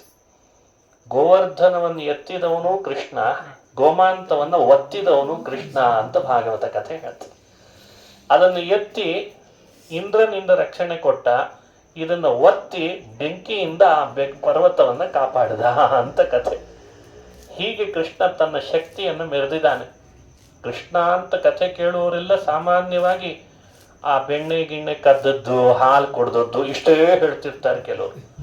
ಅವನ ಶೌರ್ಯ ಎಂಥದ್ದು, ಅವನ ಪರಾಕ್ರಮ ಎಂಥದ್ದು, ಅವನ ಶತ್ರುಗಳನ್ನು ಎದುರಿಸುವ ನೀತಿ ಎಂಥದ್ದು, ದೇವತೆಗಳ ಜೊತೆಗೆ ಅವನು ಮಾಡ್ತಾ ಇದ್ದಂಥ ವ್ಯವಹಾರ ಎಂಥದ್ದು, ದೇವತೆಗಳೊಟ್ಟಿಗೆ ಅವನಿಗಿದ್ದ ಸಂಬಂಧ ಎಂಥದ್ದು, ಪ್ರಕೃತಿಯನ್ನು ಉಳಿಸುವ ವಿಷಯದಲ್ಲಿ ಅವನ ಕರ್ತೃತ್ವ ಎಂಥದ್ದು, ಯಾರು ಊಹಿಸ್ಲಿಕ್ಕೆ ಸಾಧ್ಯ ಇಲ್ಲ. ಅಂಥ ಅದ್ಭುತವಾದ ಕೃಷ್ಣನ ಕಥೆ ಇದು. ಹೀಗಾಗಿ ಗೋಮಂತ ಪರ್ವತ ಬೆಂಕಿಗೆ ಆಹುತಿ ಆಗ್ತಾ ಇದ್ದದನ್ನು ತಡೆದ. ಆ ಬಲಿಚಕ್ರವರ್ತಿಯನ್ನು ಸೋಲಿಸಿ ಗರುಡ ತಂದ ಕಿರೀಟವನ್ನು ತಲೆ ಮೇಲೆ ಧರಿಸಿ ಆ ಗರುಡನಿಗೂ ಅನುಗ್ರಹ ಮಾಡಿದ. ಗರುಡ ಕಣ್ತುಂಬ ಆನಂದ ಬಾಷ್ಪ ಸುರಿಸಿದ. ಕೃಷ್ಣ, ನನ್ನಂಥವನ್ ತಂದದ್ದನ್ನು ಧರಿಸಿದೆ ಅಲ್ಲ, ನಂದೇನಲ್ಲ ಈ ಕಿರೀಟ, ನಿಂದೇ ನಿನಗೆ ಸಮರ್ಪಣೆ ಅನ್ನಂತ. ಕೃಷ್ಣ ಅಂತಾನೆ, ಎಲ್ಲಾರು ಮಾಡೋದು ನಂದೇ ನನಗೆ ಸಮರ್ಪಣೆ ಅಂತಾನೆ ಭಗವಂತ. ಕೆರೆ ನೀರನ್ನು ಕೆರೆಗೆ ಹಾಕಿ ಅರ್ಘ್ಯ ಕೊಡ್ತೇವಲ್ವೇ, ಹಂಗೆ ಎಲ್ಲ ನಂದೇ ಸಮರ್ಪಣೆ ಅಂತಾನೆ ದೇವರು. ಆದ್ರೆ ಆ ಒಳಗಿದ್ದಂಥ ದುರ್ಬುದ್ಧಿ ಬಲಿಚಕ್ರವರ್ತಿಗೆ ದೂರ ಆಗ್ಬೇಕಿತ್ತು. ಗರುಡನ್ ಮೂಲಕವಾಗಿ ಅವನು ದುರ್ಬುದ್ಧಿಯನ್ನು ಕಳಿಸಿದ ಕೃಷ್ಣ. ಅಂಥ ಅದ್ಭುತ ಕಥೆ ಇದು ಅಂತ ವ್ಯಾಖ್ಯಾನ ಮಾಡಿದ್ದಾರೆ. ಇದೊಂದು ಕಥೆ. ಆಮೇಲೆ ಕೃಷ್ಣ ಇದೇ ರೀತಿಯಾಗಿ ಗೋಮಾಂತ ಪರ್ವತಕ್ಕೆ ಬಂದಂತೆ ಒಮ್ಮೆ ಕೊಲ್ಹಾಪುರಕ್ಕೆ ಭೇಟಿ ಕೊಟ್ಟ. ಅವತ್ತಿನ ಕಾಲದಲ್ಲಿ ಕೊಲ್ಹಾಪುರದೊಳಗೆ ಶೃಗಾಲ ಅಂತ ಒಬ್ಬ ಆಳ್ವಿಕೆ ನಡೆಸ್ತಾ ಇದ್ದಂತೆ. ಅವನು ವಸುದೇವನ್ ಮಗನೇ, ಅದಕ್ಕೆ ಅದನ್ನು ಶೃಗಾಲ ವಾಸುದೇವ ಪಟ್ಟಣ ಅಂತ ಕರಿತಿದ್ರಂತೆ ಕೊಲ್ಹಾಪುರವನ್ನ ಹಿಂದೆಲ್ಲ. ಆದ್ರೆ ಅವನೊಬ್ಬ ಅಸುರ, ಆಡಳಿತದಲ್ಲಿ ಅನ್ಯಾಯ, ಧರ್ಮದಲ್ಲಿ ಶ್ರದ್ಧೆ ಇಲ್ಲ, ಅಧರ್ಮ, ಪ್ರಜೆಗಳನ್ನು ಹಿಂಸಿಸೋದು ಇಂಥವೆಲ್ಲ ನಡೆಸಿದ್ದ. ಬಹಳ ಬಾರಿ ಕೃಷ್ಣನ ಹತ್ರ ಬಂದಿತ್ತು ವಿಷಯ ಅದು. ಪರಶುರಾಮ ದೇವರು ಹೇಳಿದ್ರಂತೆ, ಕೃಷ್ಣ ಮಧ್ಯದಲ್ಲಿ ಬರ್ತಾ ಇರುವಾಗ ಮಥುರಾ ಪಟ್ಟಣದಿಂದ ಒಮ್ಮೆ ಪರಶುರಾಮ ದೇವರು ಭೇಟಿಯಾಗಿತ್ತಲ್ಲ, ಅವರು ಹೇಳಿದ್ರಂತೆ, ನೀನ್ ಹೋಗುವಾಗ ಒಂದ್ಸಲಿ ಕೊಲ್ಹಾಪುರದ ಮೇಲೆ ಹೋಗು ಅಂದಿದ್ರಂತೆ ಕೃಷ್ಣನಿಗೆ. ಆಯ್ತು ಅಂತಂದ. ಕೊಲ್ಹಾಪುರಕ್ಕೆ ಬಂದು ಕೃಷ್ಣ ಆ ಶೃಗಾಲ ವಾಸುದೇವನ ಜೊತೆಗೆ ಯುದ್ಧ ಮಾಡಿದ ಅಂತ ಕಥೆ ಭಾಗವತದಲ್ಲಿ ಬರ್ತದೆ. ಶೃಗಾಲನೊಟ್ಟಿಗೆ ಯುದ್ಧ ಮಾಡಿ, ಭಾರಿ ಯುದ್ಧ ಮಾಡ್ತಾನೆ ಶೃಗಾಲ, ಅವನನ್ನು ಕೊಂದ. ಶೃಗಾಲ ವಾಸುದೇವನ ಸಂಹಾರ ಆದಾಗ ಕೊಲ್ಹಾಪುರದ ಪ್ರಾಂತ ಎಲ್ಲ ಅದು ಪಂಚಗಂಗಾ ಅಂತ ಅಲ್ಲೊಂದು ನದಿ ಇದೆ ಇವತ್ತಿಗೂ. ಕೊಲ್ಲಾಪುರದ ಲಕ್ಷ್ಮೀ ಸನ್ನಿಧಾನ ಹೇಗೋ, ಕೃಷ್ಣ ಆ ಪಟ್ಟಣಕ್ಕೆ ಬಂದು ಶ್ರೀಗಾಲ ವಾಸುದೇವನನ್ನ ಕೊಂದು ಆ ಪಟ್ಟಣದಲ್ಲಿ ಇದ್ದವರಿಗೆಲ್ಲ ನೆಮ್ಮದಿ ಕೊಟ್ಟಿದ್ದಂತ ಆ ಕಾಲದಲ್ಲಿ. ಹೀಗೆ ಈ ಪ್ರಾಂತದಲ್ಲಿ ಯಾರ್ಯಾರು ತಪಸ್ಸು ಸ್ವಧರ್ಮದ ಆಚರಣೆ ಮಾಡಿಕೊಂಡು ಸಜ್ಜನರಿರ್ತಿದ್ರೋ ಅವ್ರಿಗೆ ಯಾವ ಆತಂಕ ಇರಬಾರ್ದು ಅಂತ ಹೇಳಿ ಕೃಷ್ಣ ಬಂದು ಆ ಶೃಗಾಲನನ್ನ ಕೊಂದು ಅವರಿಗೆ ರಕ್ಷಣೆ ಕೊಟ್ಟು ಹೋದ ಅನ್ನೋ ಕಥೆಯನ್ನ ಭಾಗವತ ಹೇಳ್ತದೆ. ಶೃಗಾಲ ವಾಸುದೇವನ ಸಂಹಾರದ ಕಥೆ. ಆಮೇಲೆ ಮಥುರಾ ಪಟ್ಟಣಕ್ಕೆ ಬಂದ, ಯುದ್ಧನೂ ಮಾಡಿದ್ದಾನೆ, ಜರಾಸಂಧನ್ ಜೊತೆಗೆ ಸೋಲಿಸಿ ಮಥುರಾ ಪಟ್ಟಣಕ್ಕೆ ಬಂದ. ಮಥುರೆಯನ್ನು ನೋಡ್ತಾನೆ, ಅಲ್ಲಲ್ಲಲ್ಲ ಶಿಥಿಲ ಆಗ್ಬಿಟ್ಟಿತ್ತು. ಶಿಥಿಲ ಪಟ್ಟಣ ಬೇಡ ಅಂತ ಅನಿಸಿ ದ್ವಾರಕಾ ಪಟ್ಟಣಕ್ಕೆ ಅಂತ ಹೋಗೋಣ. ದ್ವಾರಕೆಯನ್ನು ನಿರ್ಮಾಣ ಮಾಡಿದ ಕೃಷ್ಣ. ಸಮುದ್ರ ಮಧ್ಯಗಾಂ ಪುರೀಂ, ಸಮುದ್ರದ ಮಧ್ಯದಲ್ಲಿ ದ್ವಾರಕೆಯನ್ನು ನಿರ್ಮಾಣ ಮಾಡಿಸಿದ. ಭಾರಿ ಪಟ್ಟಣ ನಿರ್ಮಾಣ ಆಯಿತು. ಸ್ವರ್ಗಲೋಕದ ಸಂಪತ್ತು ಅಲ್ಲಿಗೆ ತರಿಸಿದ್ನಂತೆ. ನನ್ನ ಭೃತ್ಯರು ಯಾದವರು, ನನ್ನ ಕುಲದಲ್ಲಿ ಬಂದವರು, ಅವ್ರಿಗೆ ಯಾರಿಗೂ ಬಡತನ ಇತ್ತು ಅಂತ ಆಗಬಾರ್ದು ಅಂತ ಅಲ್ಲಿಗೆ ತರಿಸಿ ಎಲ್ಲಾ ಯಾದವರಿಗೂ ಒಂದೊಂದು ಮನೆ ಕೊಟ್ಬಿಟ್ನಂತೆ. ಯಾರು ಕಟ್ಟಿಸ್ಕೊಡ್ತಾರೆ ಮನೆ ಹೀಗೆಲ್ಲ ಇವತ್ತು? ಯಾರೂ ಮಾಡಲ್ಲ ಇಂಥ ರಕ್ಷಣೆ. ಮಥುರೆಯಲ್ಲಿದ್ದವರೆಲ್ಲ ಹಳೇ ಊರಿನಲ್ಲಿ ಹಳೇ ಮನೆಗಳಲ್ಲಿದ್ದಾರೆ ಅಂತ ಅನಿಸಿ ಅಂತಃಕರಣದಿಂದ ಕೃಷ್ಣ ನನ್ನ ನಂಬಿದ ಯಾದವರಿಗೆ ಹೊಸ ಮನೆ ಇರಲಿ ಅಂತ ದ್ವಾರಕೆಯಲ್ಲಿ ಕಟ್ಟಿಸಿಕೊಟ್ಬಿಟ್ನಂತ. ತಾನು ದ್ವಾರಕಾಧೀಶ ಅಂತಾದ. ದ್ವಾರಕಾಧೀಶನಾದ ಆಗ್ಲೇನೆ ಕಾಲಯವನ ಅಂತ ಯವನ ದೇಶದಿಂದ ಒಬ್ಬ ಅಸುರ ಆಕ್ರಮಣ ಮಾಡ್ತಾನೆ. ಕೋಟಿ ಕೋಟಿ ಅಕ್ಷೋಹಿಣಿ ತಗೊಂಡು ಬಂದಿರ್ತಾನೆ ಸೈನ್ಯ. ಕೃಷ್ಣ ದ್ವಾರಕೆಯ ಒಳಗಿದ್ದವನು ಮಹಾದ್ವಾರದ ಹತ್ರ ಬಂದ ಆಯುಧ ಧರಿಸದೆ ಒಮ್ಮೆ ನಿರಾಯುಧನಾಗಿ ಬಂದ. ನಿರಾಯುಧನಾಗಿ ಬಂದು ಕೃಷ್ಣ ಕಾಲಯವನ ಬರ್ತಾ ಇದ್ದದ್ದನ್ನು ನೋಡಿದ. ಕಾಲಯವನನ್ನು ನೋಡಿದ ಕೂಡ್ಲೇನೆ ಯುದ್ಧಕ್ಕೆ ಕರೀತಾ ಇದ್ದಾನ ಅವನು. ಅಕ್ಷೋಹಿಣಿ ಸೈನ್ಯ ತಂದಿದ್ದಾನೆ, ಕೋಟಿ ಅಕ್ಷೋಹಿಣಿ ಸೈನ್ಯ. ಯುದ್ಧ ಮಾಡ್ಲಿಕ್ಕೆ ಬಾ ಕೃಷ್ಣ, ನೋಡೇ ಬಿಡ್ತೀನಿ ನಿನ್ನೊಂದು ಕೈ ಅಂತ. ಆಗ್ಲಿಂದ ಕೃಷ್ಣ ನಿನ್ನ ಜೊತೆ ಯುದ್ಧ ಮಾಡೋದಷ್ಟೇ, ಮೊದಲು ನಾನೊಂದು ಕಳಿಸ್ಕೊಡುವಂತಹ ವಸ್ತು ಹೇಗಿದೆ ನೋಡು ಅಂತ ಹತ್ರದಲ್ಲಿ ಓಡಾಡ್ತಿದ್ದ ಒಂದು ಕರಿ ನಾಗರಹಾವನ್ನು ಕೈಗೆ ತಗೊಂಡಂತೆ ಕೃಷ್ಣ. ಹಾವಿನ ಜೊತೆಗೆಲ್ಲ ಕೃಷ್ಣನಿಗೇನು ಭಯ ಇರಲಿಲ್ಲ, ನಮಗೂ ಸ್ವಲ್ಪ ಭಯ ಅಷ್ಟೇ. ಕೃಷ್ಣನಿಗೆ ಯಾಕೆ ಭಯ? ಅವ ಕೃಷ್ಣ, ಅವ ಕಾಳಿಂಗನನ್ನೇ ತೊಳೆದವನಿಗೆ ಇನ್ನು ನಾಗರಹಾವ ಏನಾಗಬೇಡ. ಅದನ್ನು ತಗೊಂಡ ಒಂದು ಮಡಿಕೆಯಲ್ಲಿ ಹಾಕಿ ಮುಚ್ಚಳ ಮುಚ್ಚಿ ತಗೊಂಡೋಗ ಅವನ ಕೈ ಕೊಡೋ ಅಂದ ಒಬ್ಬ ದೂತನಿಗೆ. ಸರಿ ಅಂತ ಒಬ್ಬ ದೂತ ಮಡಿಕೆಯಲ್ಲಿ ಮುಚ್ಚಿದ್ದೇನು ಅಂತ ಗೊತ್ತಿರಲಿಲ್ಲ ಅವನಿಗೆ. ತಗೊಂಡೋದ ಕೊಟ್ಟ ಕಾಲಯವನಿಗೆ. ಕಾಲಯವನನ್ನು ತೆಗೆದು ಮುಚ್ಚಳ ತೆಗೆದು ನೋಡ್ತಾನೆ, ಹಾವು ಮೇಲೆ ಬುಸುಗುಟ್ಟು ಹಾಗೆ ಎಗರ್ತಂತು. ಅರ್ಥ ಆಯ್ತು ಅವನಿಗೆ, ನಾನು ಕೃಷ್ಣ ಹಾವಿದ್ದ ಹಾಗೆ, ನೀವೆಷ್ಟೇ ಸೈನ್ಯ ರೂಪ ಕಟ್ಕೊಂಡು ಬಂದಿರ್ಬೋದು ಕಾಳೆಯವನ, ನಿಮ್ಮೆಲ್ಲರನ್ನ ಹೆದರ್ಸ್ಲಿಕ್ಕೆ ನಾನೊಬ್ಬ ಸಾಕು ಅಂತ ಕೃಷ್ಣ ತೋರಿಸಿದಾನೆ ಅಂತ ಅವನಿಗೆ ಅರ್ಥ ಆಯ್ತು. ಅವ ಹಾಗೆ ತಿಳ್ಕೊಂಡ. ನಾನೇನು ಮಾಡ್ತೇನೆ ನೋಡಿ ಈಗ ಅಂತ ಅಲ್ಲೇ ಒಂದಿಷ್ಟು ಇರುವೆಗಳ ಸಾಲು, ಕೈ ತುಂಬ ಇರುವೆ ತಗೊಂಡು ಆ ಮಡಿಕೆ ಒಳಗೆ ಹಾಕಿಬಿಟ್ಟೆ. ಮುಚ್ಚಿದ. ಹಾವು ಸತ್ತು ಹೋಯ್ತು. ಇರುವೆ ಎಲ್ಲ ಕಚ್ಚಿ ಹಾವನ್ನು ಕೊಂದು ಹಾಕಿಬಿಡ್ತು. ಸತ್ತಿದೆ ಅಂತ ನೋಡಿದ ಮೇಲೆ ಮತ್ತೆ ದೂತನ್ ಕರೆದು ಅದನ್ನ ಕೃಷ್ಣನಿಗೆ ಕೊಡು ಅಂತ ಕಟ್ಕಳಿಸಿದ. ಸರಿ ಅಂತ ಕೃಷ್ಣನ ಹತ್ರ ಅದು ಬಂತು. ಅವನೇನು ನೋಡ್ಲಿಲ್ಲ, ಕೃಷ್ಣ ಸರ್ವಜ್ಞ. ಆದ್ರೆ ಕಾಳೆಯವನಿಗೆ ಕೈ ಮಾಡಿದ್ನಂತೆ, ಏನು ಒಳ್ಳೆ ಕೆಲಸ ಮಾಡಿದಿ, ಏನು ಸರಿ ಮಾಡಿದಿ ಬಿಡು ಕೆಲಸ ಅಂತಂದ. ಅಷ್ಟಾದ್ಮೇಲೆ ಯುದ್ಧ ಶುರು ಮಾಡ್ಬೇಕಲ್ಲ, ಯುದ್ಧಕ್ಕೆ ಬಾರೋ ಅಂತಾನೆ ಕಾಳೆಯವನ. ಕೃಷ್ಣ ಸುಮ್ಮನಿರ್ತೇನೆ, ನಿನ್ ಜೊತೆಗೇನ ಯುದ್ಧ ಅಂತ ಆ ದ್ವಾರಕೆಯ ಮಹಾದ್ವಾರದಿಂದ ಊರ್ ಒಳಗೆ ಹೋದ್ರೆ ಇವನು ಯುದ್ಧ ಮಾಡಿ ಇಡೀ ಪಟ್ಟಣವನ್ನೇ ಹಾಳುಗೆಡವು ಬಿಡ್ತಾನೆ. ಅಲ್ಲೇ ಯುದ್ಧ ಮಾಡಿದ್ರೂ ಪಟ್ಟಣದ ಮೇಲೆ ದಾಳಿ ಆಗ್ತದೆ. ಇವನು ಆಯುಧ ತಗೊಂಡು ಬಂದಿಲ್ಲ, ಯುದ್ಧ ಮಾಡೋ ಮನಸ್ಸು ಇರ್ಲಿಲ್ಲ ಕೃಷ್ಣನಿಗಾಗ.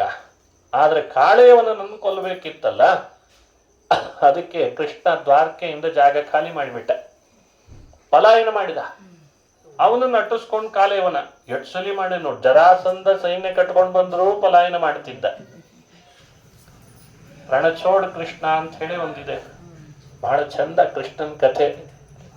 ಪರಾಕ್ರಮ ಇದೆ, ದೇವತೆಗಳಿಗೆ ಒಡೆಯ, ಮನಸ್ಸು ಮಾಡಿದ್ರೆ ದೇವಲೋಕದಿಂದಲೇ ರಥ ಕೆಳಗಿಳಿಸಬಲ್ಲ, ಬಿಲ್ಲು ತರಿಸಬಲ್ಲ. ಯಾವ ಬಿಲ್ಲು ಬೇಡ, ಆಯುಧ ಬೇಡ, ಹಂಗೆ ಯುದ್ಧ ಮಾಡಿ ತಳಿಸಬಲ್ಲ. ಆದ್ರೆ ಅವನ ಇಚ್ಛಾನುಸಾರ ವಿಹಾರ ಮಾಡ್ತಾನೆ. ಈಗ ಕಾಳೆಯವನ ಜೊತೆಗೆ ಯುದ್ಧ ಮಾಡ್ಲಾರೆ ಅಂದ ಕೃಷ್ಣ. ಯಾಕೆ ಮಾಡ್ಬೇಕು ಅವನ ಜೊತೆಗೆ ಅಂತ ಓಡೋಡ್ಕೊಂಡು ಹೋಗ್ತಿದ್ದಾನೆ. ಇವ ಕೂಗ್ತಿದ್ದಾನೆ, ಏನೋ ಕೃಷ್ಣ, ನಿನ್ನನ್ನು ಎಷ್ಟು ದೂರದಿಂದ ಅಟ್ಟಿಸ್ಕೊಂಡು ಬಂದೆ, ಭಾರಿ ಪರಾಕ್ರಮಿ ಅಂತ ಕೇಳಿದ್ದೆ, ಜರಾಸಂಧನಂಥವನನ್ನು ಎಷ್ಟೋ ಸಲಿ ಸೋಲಿಸಿದಿ ಅಂತ ಕೇಳಿದ್ನಲ್ಲೋ ಕೃಷ್ಣ, ಹಿಂಗ್ಯಾಕೆ ಓಡ್ತಿದ್ದಿ ಅಂತ ಕೂಗ್ತಿದ್ದಾನೆ. ನೀ ಕೂಗಪ್ಪ, ನೀ ಎಷ್ಟು ಕೂಗ್ತೆ ಕೂಗು ಅಂದ ಇವ. ಕೂಗಿಗೆ ಏನ್ ಬೆಲೆ ಕೊಡ್ಲಿಲ್ಲ. ಓಡ್ತಾ ಓಡ್ತಾ ಒಂದು ದೊಡ್ಡ ಗುಹೆ ಒಳಗೆ ನುಗ್ಗಿದ ಕೃಷ್ಣ. ಅಟ್ ಸಾಕಾಯ್ತು ಅಂದ ಕಾಳೆಯವನ. ಒಬ್ಬ ಗುಹೆ ಒಳಗೆ ನುಗ್ಗಿದ್ರೆ ಸಿಕ್ಕಾಕೋತಾನ ಇನ್ನು ಕೃಷ್ಣ ಅಂತ ಇವನು ಗುಹೆ ಒಳಗೇ ಬಂದ. ಕಾಳೆಯವನ ಗುಹೆ ಒಳಗೆ ಒಬ್ಬ ಮಲಗಿದ್ನಂತೆ. ಅವನು ಕೃಷ್ಣನ ಭಕ್ತನೇ, ದೈವ ಭಕ್ತ, ಆಚರಣಶೀಲ, ಸತ್ಯವಂತ, ಪ್ರಾಮಾಣಿಕ ರಾಜ. ಬಹಳ ಹಿಂದೆ ಮಲಗಿದ್ದಾವ. ಅವನು ಎಬ್ಬಿಸ್ಲಿಕ್ಕೆ ಯಾರಿಗೂ ಧೈರ್ಯ ಇರಲಿಲ್ಲ. ಈ ಕೆಲವರು ಮಲಗಿದಾಗ ಎಬ್ಬಿಸಬಾರ್ದು, ಅದಕ್ಕೆ ಧೈರ್ಯ ಸಾಲಲ್ಲ ಅಂತಾರೆ. ಈ ಕಥೆಯೆಲ್ಲ ಹೇಳಿದಾಗ ಯಾರಿಗೂ ಧೈರ್ಯ ಇರಲಿಲ್ಲ, ಮಲಗಿಬಿಟ್ಟಿದ್ದ ಆತ. ಕೃಷ್ಣ ಒಳಗೆ ನುಗ್ಗಿ ಅವನ್ನ ಎಬ್ಬಿಸಿದ. ಅವನ್ ಎಬ್ಬಿಸಿ ಮುಂದೆ ನಿಲ್ಲಿಲ್ಲ. ಅವ ಮಲಗಿದ ಮಂಚದ ಕೆಳಗೆ ನುಗ್ಗಿಬಿಟ್ಟ. ಇವ ಒಳಗಿನಿಂದ ಬಂದ ಹೊರಗಿನಿಂದ ಬಂದ ಕಾಲೆಯವನ. ಎಲ್ಲಿದ್ದಾನೆ ಕೃಷ್ಣ ಅಂತ ನೋಡ್ಲಿಕ್ಕೆ ಯಾರು ಮಲಗಿದ್ದಾರೆ ಅನ್ನೋ ವಿವೇಕ ಇಲ್ಲ. ಅಷ್ಟು ವೇಗವಾಗಿ ಓಡಿ ಬಂದು ಮಲ್ಕೊಂಡಿದ್ದಾರೆ ಅಂತಂದ್ರೆ ಏನ್ ಹೇಳೋಣ ಹೇಳಿ. ಅವಾಗ್ಲೇ ಓಡಿ ಬಂದಿದ್ದಾನೆ.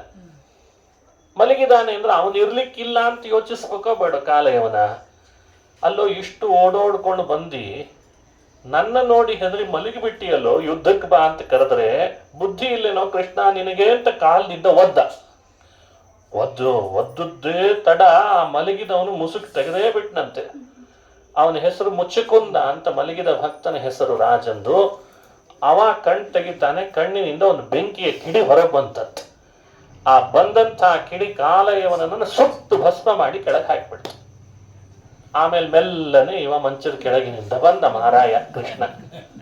ಅಂತೂ ಇಂತೂ ಎದ್ಯಾಪ, ಏನೋ ಮಾರಾಯ ಯಾವಾಗ ಮಲಗಿದಿ ನೀನು?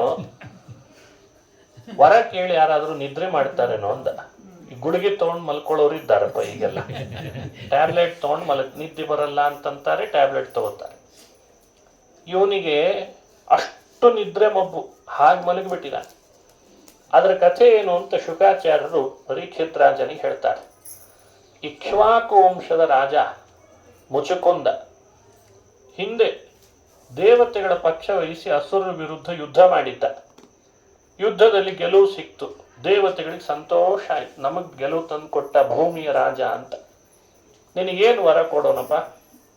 ಮುಚುಕುಂದ ಅಂದ, ಯುದ್ಧಕ್ಕೆ ನಿಲ್ಸಿದ್ರಿ, ಯುದ್ಧ ಮಾಡಿ ಮಾಡಿ ಬಹಳ ಟಯರ್ಡ್ ಆಗಿದ್ದೇನೆ ಅನ್ನವ. ಮತ್ತೆ ದೈತ್ಯರ ಜೊತೆಗೆ ಯುದ್ಧ ಮಾಡಿದ್ರೆ ಟಯರ್ಡ್ ಆಗದೆ ಇರ್ತದ? ಬಹಳ ಟಯರ್ಡ್ ಆಗಿದ್ದೀನಿ, ಸ್ವಲ್ಪ ವಿಶ್ರಾಂತಿ ಬೇಕು, ನಿದ್ರೆ ಕೊಡ್ರಿ ಇಂದ.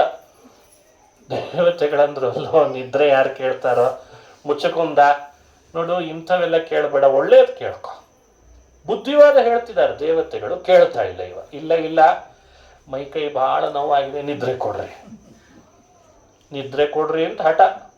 ಮೋಕ್ಷವನ್ನು ಬಿಟ್ಟು ಏನಾದ್ರೂ ಕೇಳ್ಕೊಂತಿದ್ರು ಅವರು ದೇವತೆಗಳು. ಇವನಿಗೆ ನಿದ್ರೆನೇ ಬೇಕು ಅಂತಿತ್ತು. ಅದಕ್ಕೆ ಅವ್ರ ದೇವತೆಗಳಂದ್ರಂತೆ, ಆಯ್ತಪ್ಪ ತಗೊಂಬಿಡ, ಇಷ್ಟು ಒತ್ತಾಯ ಮಾಡ್ತಿದ್ದಿ ಅಂದ್ರೆ ನಾವಾದ್ರೂ ಏನ್ ಮಾಡೋಣ, ತಗೋ ಅಂದ್ರು. ಆಮೇಲೆ ಮತ್ತೆ ಕೇಳ್ದ, ಡಿಸ್ಟರ್ಬ್ ಮಾಡೋರು ಬಹಳ ನನ್ನನ್ನ, ಯಾರಾದ್ರೂ ಬಂದು ಎಬ್ಸ್ಯಾರು, ನನ್ನ ಯಾರಾದ್ರೂ ಎಬ್ಸಿದಾಗ ಕಣ್ತ ನೋಡಿದ್ರೆ ಅವ್ರು ಸುಟ್ಟು ಭಸ್ಮ ಆಗಲಿ ಅಂತ ಬೇರೆ ಕೇಳ್ಕೊಂಡ.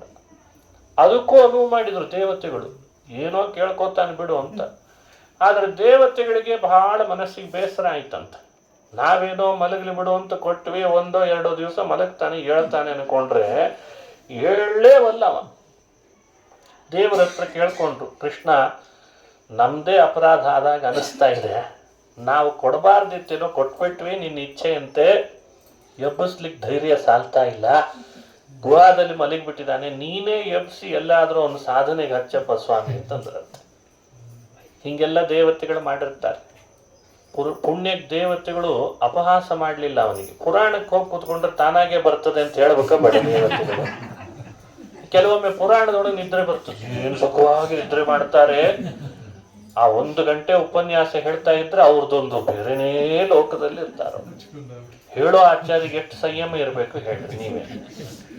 ಒಂದು ಅಪೂರ್ವ ಲೋಕಕ್ಕೆ ಹೋಗಿರ್ತಾರೆ. ಮುಗಿದು ಕೂಡ್ಲೆ ಎಚ್ಚರ ಆದರೆ ಎಂಥ ಉಪನ್ಯಾಸ ಆಚಾರ್ಯ, ನಮಗೇನು ಗೊತ್ತಾಗ್ಲಿಲ್ಲ ಅಂತಾರೆ. ಅಂದ್ರೆ ಉಪನ್ಯಾಸ ಮುಖ್ಯ ಅಲ್ಲ, ವರ ಕೊಟ್ಟ ಹಾಗಾಗಿರ್ತದೆ. ವರ ಕೊಟ್ಟ ಹಾಗೆ ಮುಚ್ಚುಕುಂದನ ಹಾಗೆ ದೇವತೆಗಳೆಲ್ಲ ಹಾಸ್ಯ ಮಾಡಿ ಹೇಳಲಿಲ್ಲ ಪುಣ್ಯಕ್ಕೆ ನೀನ್ ಅಲ್ಲಿ ಹೋಗು ಅಂತ.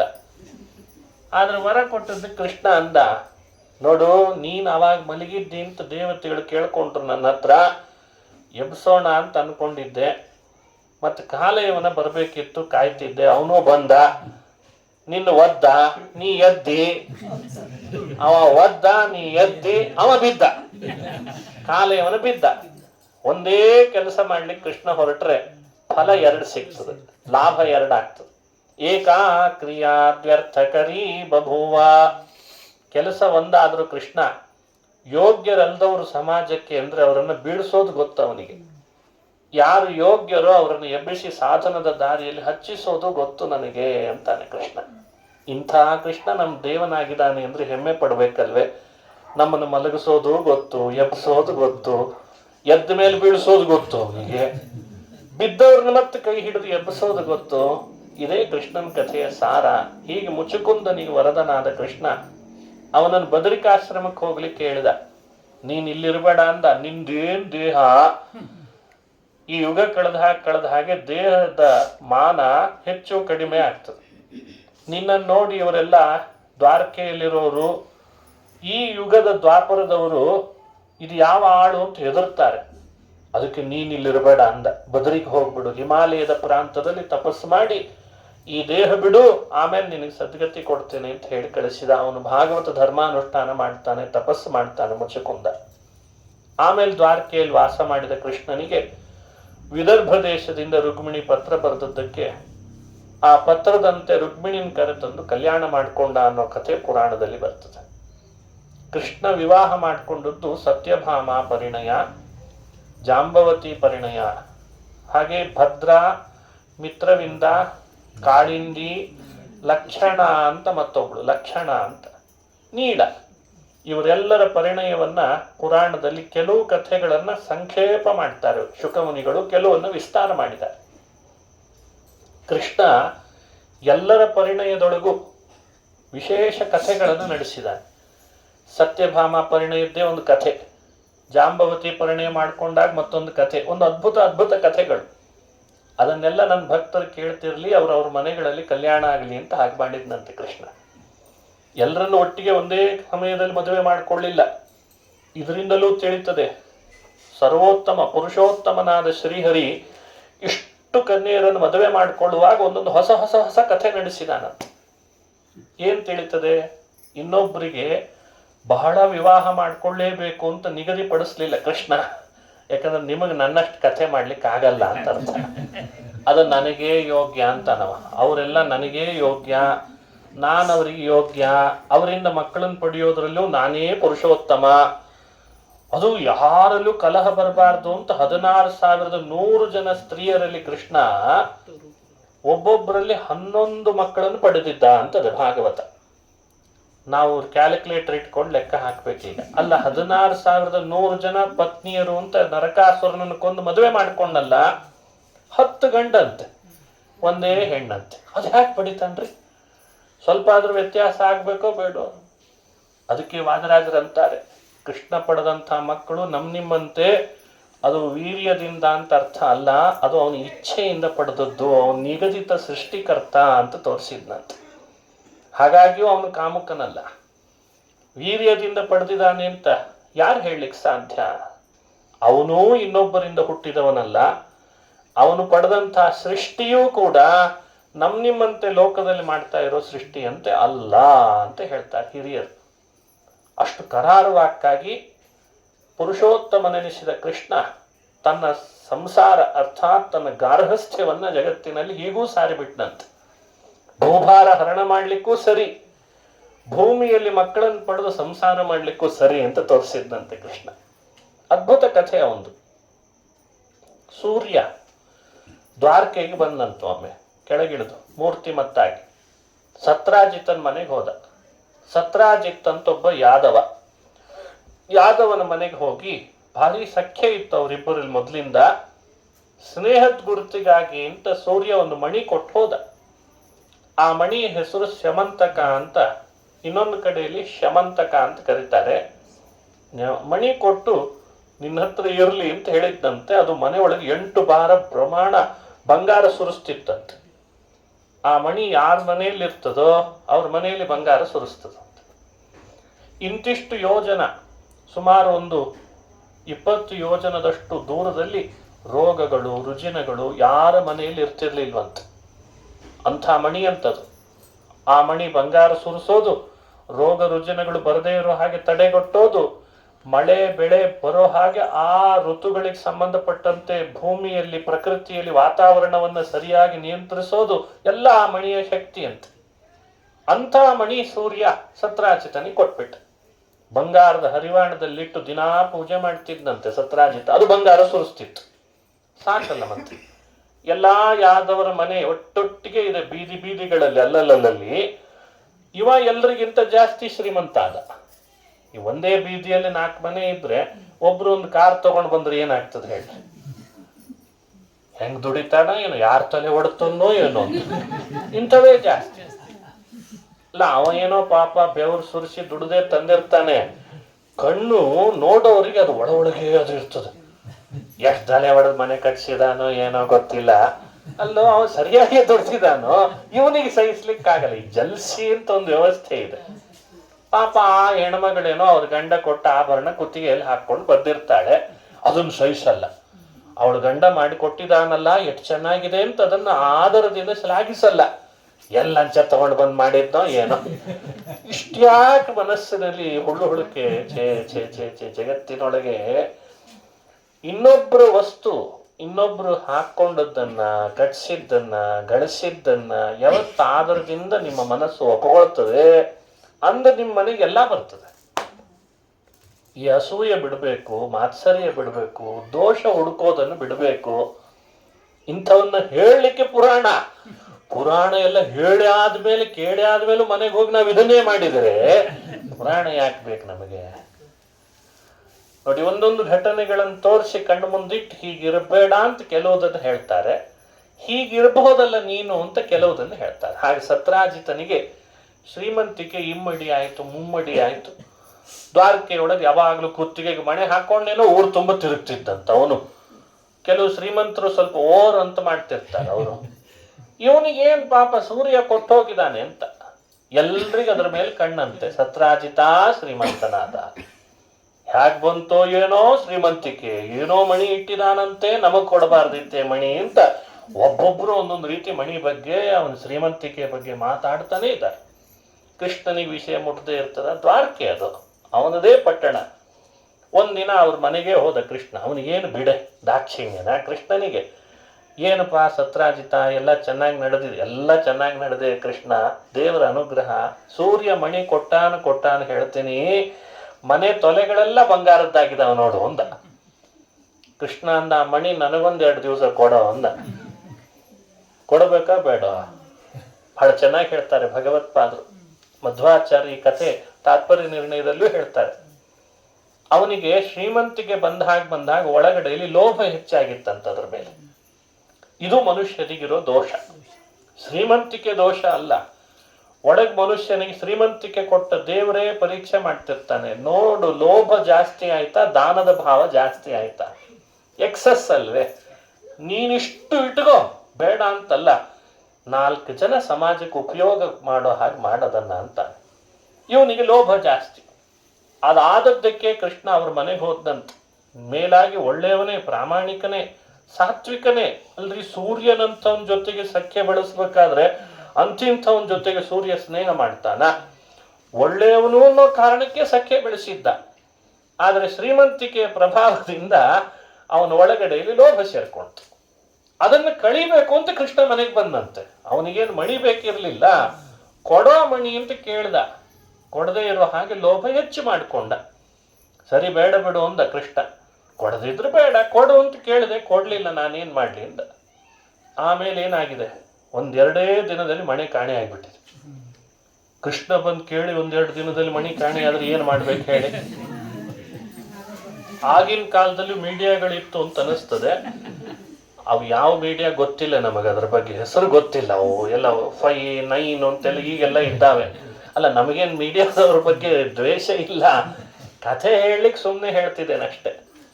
ಯಾರೋ 4 ಜನ ಬಂದು, ಅದು ಬಹುಶಃ ಪತ್ರಕರ್ತರು ಮೀಡಿಯಾದವರೇ ಇರಬೇಕು, ಏನು ನಿಮಗೆ ಯಾರ್ದಾದ್ರ ಮೇಲೆ ಸತ್ರಾಜಿತ ಸಂಶಯ ಇದೆಯೇ ಅಂತ ಕೇಳಿದ.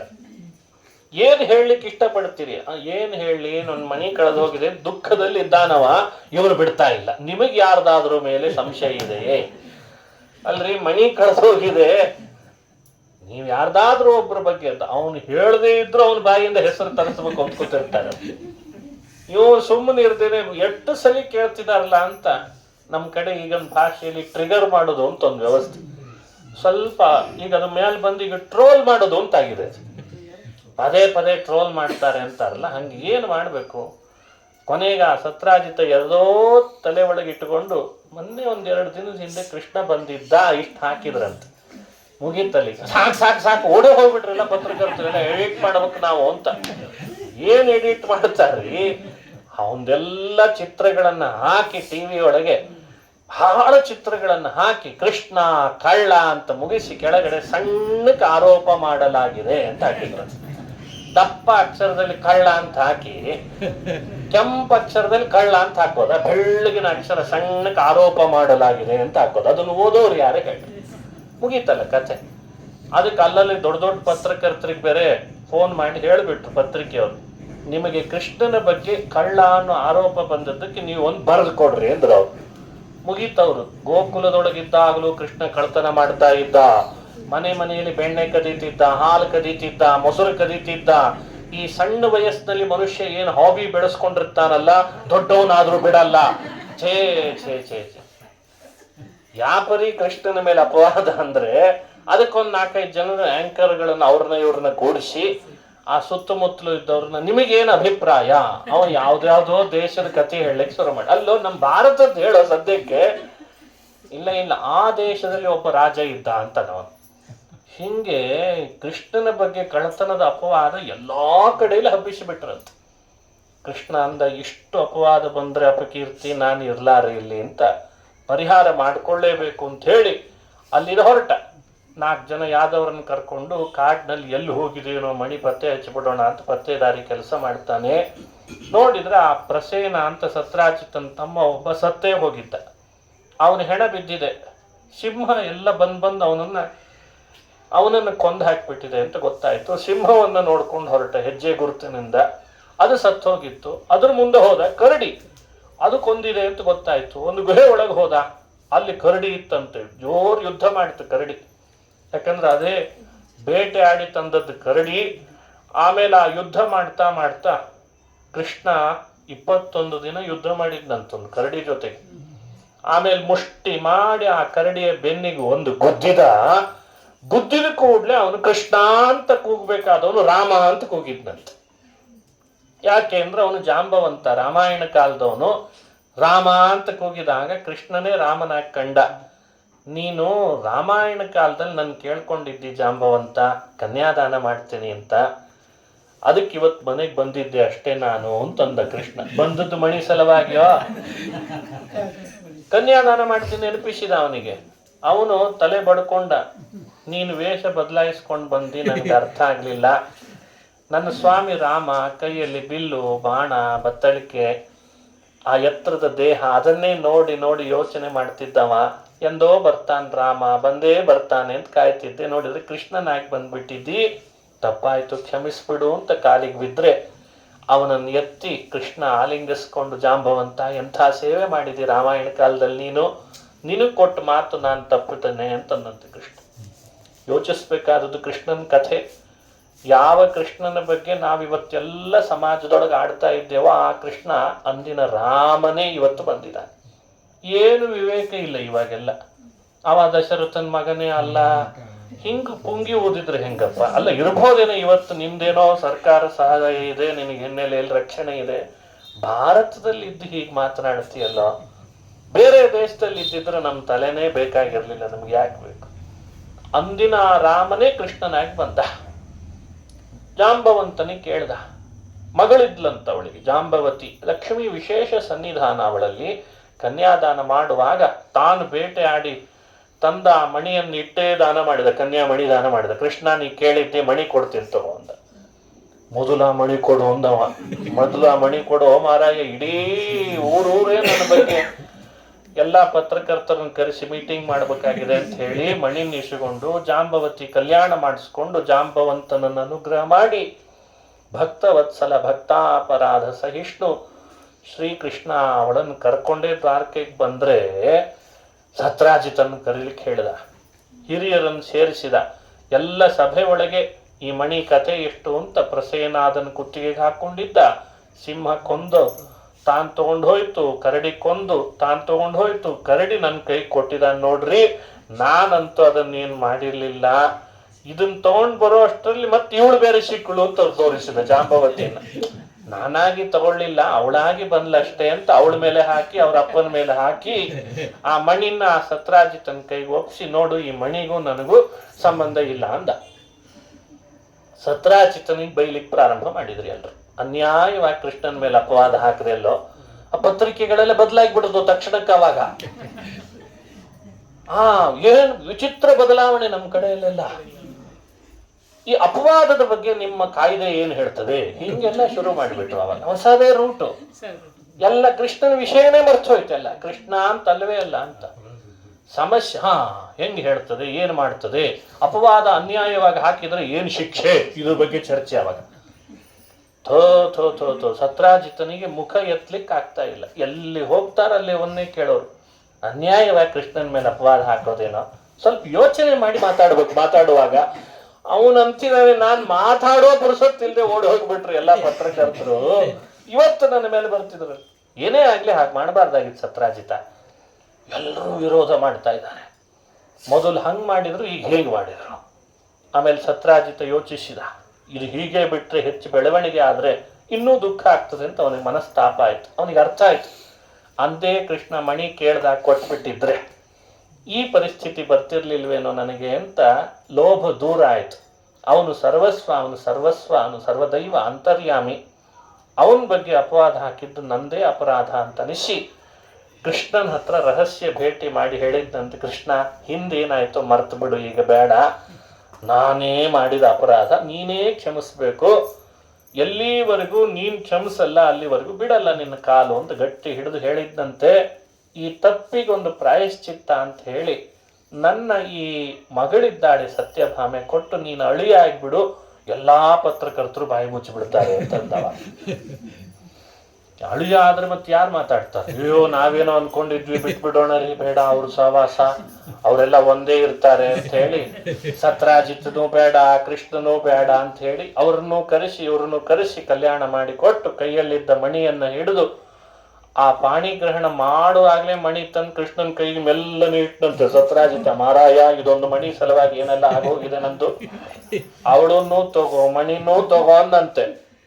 ಕೃಷ್ಣ ಮೆಲ್ಲನೆ ಸತ್ಯಭಾಮೆಯನ್ನು ಹತ್ರ ಕರೆದು ಆ ಮಣಿ ಕೊಡ್ಲಿಕ್ಕೆ ಬಂದ ಸತ್ರಾಜಿತನಿಗೆ ಹೇಳ್ತಾನೆ, ಇವಳೊಬ್ಳು ಸಾಕು, ಅದೇನ್ ನನಗ್ ಬೇಡ ಅಂದ್ಬಿಟ್ಟು, ಇವಳು ನನ್ನವಳು ಅಂತ ಮಾಡ್ಕೊಳ್ತೇನೆ, ಅದು ಬೇಡ ಅಂತ ಸತ್ಯಭಾಮೆಯನ್ನ ವಿವಾಹ ಮಾಡಿಕೊಂಡ ಕೃಷ್ಣ ಮಣಿನ ಪುನಃ ಅವನಿಗೆ ಕೊಟ್ಟನಂತೆ. ಇದೇ ಕೃಷ್ಣನ ಅದ್ಭುತ ಕಥೆ ಅಂತ ಭಾಗವತ ಹೇಳ್ತದೆ. ಯಾರು ಇದನ್ನು ಕೇಳ್ತಾರೆ ಮನೆಯೊಳಗೆ, ಅವ್ರಿಗೆ ಬರುವ ಅಪಕೀರ್ತಿ ಏನಾದ್ರೂ ಇದ್ರೆ ದುಷ್ಕೀರ್ತಿಂ ಪರಿಹರತಿ ಅಂತ ಅದರ ಪರಿಹಾರ ಮಾಡ್ತಾನೆ. ವ್ರಜಿನಹರಂ ಸುಮಂಗಲಂಚ ಪಾಪ ಕಳಿತಾನೆ. ಈಗ ಸತ್ಯಭಾಮ ಪರಿಣಯ, ಜಾಂಬವತಿ ಪರಿಣಯ ಅಂತ ಕಥೆ ಇದೆ ಭಾಗವತದಲ್ಲಿ. ಇಂಥ ಅನೇಕ ಕಥೆಗಳು. ಕುಚೇಲೋಪಾಖ್ಯಾನ, ಕಡುಬಡವನಾದ ಕುಚೇಲ ಕೃಷ್ಣನಿಗೆ ತಂದು ಕೊಟ್ಟದ್ದು ಅವಲಕ್ಕಿ. ಒಪ್ಪಿಡಿ ಅವಲಕ್ಕಿಯ ತಂದವನಿಗೆ ಮೆಚ್ಚಿ ತನ್ನನ್ನೇ ಕೊಟ್ಟ ಅಂತ ಒಂದು ಹಿಡಿ ಅವಲಕ್ಕಿಗೆ ಮೆಚ್ಚಿ ಸುಧಾಮನನ್ನು ಅನುಗ್ರಹಿಸಿದ ಕೃಷ್ಣನ ಕಥೆ ಭಾಗವತದಲ್ಲಿ ಬರ್ತದೆ. ಅಂಥ ಜಗದೊಡೆಯನಾದ ಜಗದೀಶ್ವರನಾದ ಸೃಷ್ಟಿ ಸಂಹಾರಗಳನ್ನೆಲ್ಲ ನಡೆಸುವ ಆ ಅಷ್ಟಕರ್ತೃ, ಯಾರೊಬ್ಬರಿಗೂ ಒಬ್ಬರಿಗೊಂದು ಮಾಡುವವನಲ್ಲ, ವಿಷಮನಲ್ಲ, ಸಮನೆನಿಸಿದ ಶ್ರೀಹರಿ, ನಮ್ಮೆಲ್ಲರ ಅಂತರ್ಯಾಮಿ ಅವನೇ, ಅಪ್ರಾಕೃತ ಚಿನ್ಮಯ ಸಾಕಾರ, ವೇದವೇದ್ಯನಾದ ಭಗವಂತ ಕೃಷ್ಣ. ಅವನ ಕಥೆ ಎಷ್ಟಂತೆ ಹೇಳಲಿಕ್ಕೆ ಸಾಧ್ಯ. ಮನುಷ್ಯರ ಆಯುಷ್ಯ, ದೇವತೆಗಳ ಆಯುಷ್ಯವನ್ನು ಪಡ್ಕೊಂಡು ಬಂದರೂ ಪೂರ್ಣ ಮಾಡಲಾರೆವು. ಆದರೂ ಆ ಕೃಷ್ಣನ ಕಥೆಯನ್ನು ಶ್ರವಣ ಮಾಡ್ತಾ ಮಾಡ್ತಾ ಭಕ್ತರು ಸಾಧ್ಯವಾದಷ್ಟು ಅವನಲ್ಲಿ ಮನಸ್ಸನ್ನಿಡ್ಲಿ, ಭಕ್ತಿ ಮಾಡಲಿ ಅಂತ ಹೇಳ್ತದೆ ಪುರಾಣ. ಅವನ ಕಥೆಯನ್ನೇ ಶುಕಮುನಿಗಳು ಪರೀಕ್ಷಿತ್ ರಾಜನಿಗೆ ತಿಳಿಸಿದ್ದಾರೆ. ಪಾಂಡವರ ಒಡನಾಡಿಯಾಗಿ ಯುದ್ಧ ಮಾಡಿಸಿ ಧರ್ಮದ ಸ್ಥಾಪನೆ ಮಾಡಿದ ಕೃಷ್ಣ ಅಂತ ಅವನ ಚರಿತ್ರೆಯನ್ನು ಹೇಳ್ತದೆ. ಧರ್ಮ ಸಂಸ್ಥಾಪನೆಯನ್ನು ಎಷ್ಟು ಚೆನ್ನಾಗಿ ಮಾಡಿದ ಕೃಷ್ಣ, ಆ ಚರಿತ್ರೆಯನ್ನು ಕೇಳಬೇಕು. ಅದು ಮಹಾಭಾರತ ವಿಸ್ತಾರ. 11ನೇ ಸ್ಕಂಧದಲ್ಲಿ ಭಾಗವತ ಧರ್ಮಗಳ ಉಪದೇಶವನ್ನು ಮಾಡಿಸಿ ಉದ್ಧವ ಗೀತೆ ಅಂತ ಪ್ರಸಿದ್ಧ, ಉದ್ಧವನಿಗೋಸ್ಕರ ಕೃಷ್ಣ ಉಪದೇಶ ಮಾಡಿದ್ದನ್ನು ಅದನ್ನು ಕೇಳಬೇಕು ಅಂತ ಹೇಳ್ತಾರೆ. 12ನೇ ಸ್ಕಂದದಲ್ಲಿ ಬುದ್ಧಾವತಾರ ಕಲ್ಕಿ ಅವತಾರದ ಚರಿತ್ರೆಯನ್ನು ಹೇಳ್ತಾರೆ. ಇಂಥ ಭಾಗವತದ ಕಥೆ ಪರೀಕ್ಷಿತ್ ರಾಜನಿಗೆ ಶುಕಮುನಿಗಳು 7 ದಿನಗಳ ಕಾಲ ಹೇಳಿ ಮುಕ್ತಾಯ ಮಾಡ್ತಾರೆ. ಅದನ್ನೇ ಸೂತ ಪುರಾಣಿಕರು ಶೌನಕರಿಗೆ ನೈಮಿಷಾರಣ್ಯದಲ್ಲಿ ಹೇಳಿ ದೇವರಲ್ಲಿ ಸಮರ್ಪಣೆ ಮಾಡ್ತಾರೆ. ಅಂಥ ಭಾಗವತದ ಉಪನ್ಯಾಸ 3 ದಿನ ನಮ್ಮ ಪ್ರಹ್ಲಾದ್ ದಂಪತಿ, ಚಂದ್ರಿಕಾ ಪ್ರಹ್ಲಾದ್ ದಂಪತಿಗಳ ಮನೆಯಲ್ಲಿ ನಡೆದಿದೆ. ಅವರು ನಾನು ಯಾವಾಗ ಬಂದಾಗಲೂ ಪುರಾಣವನ್ನು ಹೇಳಿಸ್ತಾರೆ. ಒಂದೊಂದು ವಿಷಯವನ್ನ, ಒಂದೊಂದು ಸಮಯವನ್ನು ನೋಡಿ. ಪ್ರಾಯ ಹೋದ ಅಧಿಕ ಮಾಸದಲ್ಲಿ ಆಗಿತ್ತ, ಹೋದ ಅಧಿಕ ಮಾಸದಲ್ಲಿ ಆಗಿತ್ತು. ಈ ಅಧಿಕ ಮಾಸದಲ್ಲಿಯೂ ಪುನಃ ಭಾಗವತವನ್ನು ನಡೆಸಿದ್ದಾರೆ ದಂಪತಿಗಳು. ಆ ಇಬ್ಬರು ದಂಪತಿಗಳಿಗೂ ಅವರ ಚಿರಂಜೀವಿಗೂ ಭಾಗವತ ಪ್ರತಿಪಾದ್ಯನಾದ ಕೃಷ್ಣ ಖೇಮ, ಸ್ಥೈರ್ಯ, ವಿಜಯ, ವೀರ್ಯ, ಆಯುರ, ಆರೋಗ್ಯ, ಐಶ್ವರ್ಯ ಮಗಳಿಗೂ ಕೂಡ ಏನು ಹೆಸರು ಬಿಡುದು, ಅನುಷಾ, ಅಜಯ ಸಿಂಹ, ಅವರಿಬ್ಬರು ಮಕ್ಕಳಿಗೆ ಭಾಗವತ ಪ್ರತಿಪಾದ್ಯನಾದ ಕೃಷ್ಣ ಅನುಗ್ರಹ ಮಾಡಲಿ, ಕ್ಷೇಮ, ಸ್ಥೈರ್ಯ, ವಿಜಯ, ವೀರ್ಯ, ಆಯುರ, ಆರೋಗ್ಯ ಕೊಡಲಿ. ಇಬ್ಬರು ದಂಪತಿಗಳಿಗೂ ಭಗವಂತ ಅನುಗ್ರಹಿಸಲಿ, ಅವರ ಪರಿವಾರದ ಎಲ್ಲ ಸದಸ್ಯರನ್ನ ಕೃಷ್ಣ ಅನುಗ್ರಹಿಸಲಿ ಅಂತ ಪ್ರಾರ್ಥನೆ ಮಾಡಿ, ಈ ಭಾಗವತದ ಪ್ರವಚನದಲ್ಲಿ ತಾವೆಲ್ಲ ಭಾಗವಹಿಸಿದಿರಿ, ನನ್ನನ್ನು ಭಾಗವಹಿಸುವಂತೆ ಮಾಡಿದ್ದಾರೆ. ಹಾಗಾಗಿ ನನಗೂ ನಿಮಗೂ ಎಲ್ಲರಿಗೂ ಭಗವಂತ ಅನುಗ್ರಹಿಸಲಿ ಅಂತ ಪ್ರಾರ್ಥನೆ ಮಾಡಿ, ಈ ಭಾಗವತ ಉಪನ್ಯಾಸವನ್ನ ನಮ್ಮ ಗುರುಗಳ ಅಂತರ್ಯಾಮಿ ತತ್ವಾಭಿಮಾನಿ ದೇವತಾ ಪ್ರೇರೇಪಕ ಹನುಮದ್ ಭೀಮ ಮಧ್ವಾಂತರ್ಗತ ರಾಮಕೃಷ್ಣ ವೇದವ್ಯಾಸಾತ್ಮಕ ಲಕ್ಷ್ಮೀ ಹಯಗ್ರೀವಾತ್ಮಕ ಬಿಂಬರೂಪಿ ಭಗವಂತ ಪುರುಷೋತ್ತಮ ಮಾಸದ ದೇವತೆ ಅಂತರ್ಯಾಮಿ ಆನಂದಾಪತಿ ಪುರುಷೋತ್ತಮಾತ್ಮಕ ನಾರಾಯಣನಲ್ಲಿ ಸಮರ್ಪಣೆಯನ್ನು ಮಾಡ್ತಾ ಇದ್ದೇನೆ. ಇಂಥ ಕಾರ್ಯಕ್ರಮಗಳು ಪದೇ ಪದೇ ಆಗ್ತಿರಬೇಕು. ಆಗ ಮನುಷ್ಯನಿಗೆ ಮನಸ್ಸಿಗೊಂದು ನೆಮ್ಮದಿ ಸಿಗ್ತದೆ. ಮನೆಯಲ್ಲಿರೋ ಕಷ್ಟಗಳು ಒಂದರ್ಥದಲ್ಲಿ ಎದುರಿಸುವ ಶಕ್ತಿ ಬರ್ತದೆ. ಕೆಲವರು ಕೇಳಿದರು, ಪುರಾಣ ಎಲ್ಲ ಹೇಳಿದ್ಕೊಳ್ಳಿ ಎಲ್ಲ ಕಷ್ಟ ಹೋಯ್ತು ಅಂದ್ರಲ್ಲ ಆಚಾರ್ಯ, ನಮ್ಮ ಮನೇಲಿ ಜಾಸ್ತಿ ಆಗಿದೆ ಅಂದ್ರು. ಹಿಂಗೆಲ್ಲ ಬರ್ತಿದ್ದಾವೆ ಸಮಸ್ಯೆ. ಒಂದು ಸ್ವಲ್ಪ ಪ್ರಾಕ್ಟಿಕಲ್ ಆಗಿ ವಿಚಾರ ಮಾಡ್ತಿರ್ತಾರಲ್ಲ ಹಂಗೆ. ಅದಕ್ಕೆ ಹಿರಿಯರು ಹೇಳ್ತಾರೆ, ಕಷ್ಟಗಳೆಲ್ಲ ಬರೋದು ನಮ್ಮ ಕರ್ಮಾನುಸಾರ. ನಾವು ಬುದ್ಧಿಯನ್ನು ಸ್ಥಿಮಿತದಲ್ಲಿ ಇಟ್ಕೊಟ್ಟು, ನಾನು ಹೊರತಲ್ಲ ತಾವೂ ಹೊರತು, ನಾನೇನು ಭಾರಿ ದೇವಲೋಕದಿಂದ ಇಳಿದವನೂ ಅಲ್ಲ, ನೀವೂ ಅಲ್ಲ, ನಾವು ನೀವು ಎಲ್ಲರೂ ಎದುರಿಸ್ಬೇಕೆ. ಆದರೆ ಧರ್ಮದಿಂದ ಎದುರಿಸ್ಬೇಕು, ಪ್ರಾಮಾಣಿಕ ದಾರಿಯಿಂದ ಎದುರಿಸ್ಬೇಕು ಅಂತ ಪುರಾಣಗಳು ಹೇಳ್ತಾ ಇದ್ದಾರೆ. ಧರ್ಮಕ್ಕೆ ದೇವರು ಬಹಳ ಪ್ರೀತನಾಗಿರ್ತಾನೆ. ಪರೀಕ್ಷೆ ಬರೋದು ಧರ್ಮ ಮಾಡೋರಿಗೆ ಜಾಸ್ತಿ ಅಂತ. ನ್ಯಾಯದ ದಾರಿಯಲ್ಲಿ, ಸತ್ಯದ ದಾರಿಯಲ್ಲಿ ನಡೆಯೋರಿಗೆ ಪರೀಕ್ಷೆಗಳು ಹೆಚ್ಚು. ಅದನ್ನು ಎದುರಿಸುವ ಶಕ್ತಿ ಕೃಷ್ಣನೇ ಕೊಡಬೇಕು ಕಲಿಯುಗದೊಳಗೆ.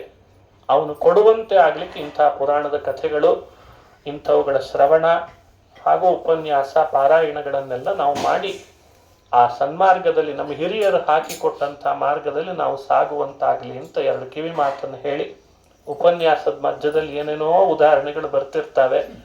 ಅವೆಲ್ಲ ಹಾಲಿನಂತೆ ಇಲ್ಲೇ ಬಿಟ್ಟು ಬಿಡ್ಬೇಕು. ಮನೆಗೆ ಹೋದ್ಮೇಲೆ ಅವು ಬೇಡ ನಮಗೆ, ಅವು ನೀರಿನಂತೆ ಬಿಡಬೇಕು. ಹಾಲು ಹಂಸ ಕ್ಷೀರ ನ್ಯಾಯ ಅಂತ ಒಂದು ಸಂಸ್ಕೃತದಲ್ಲಿದೆ.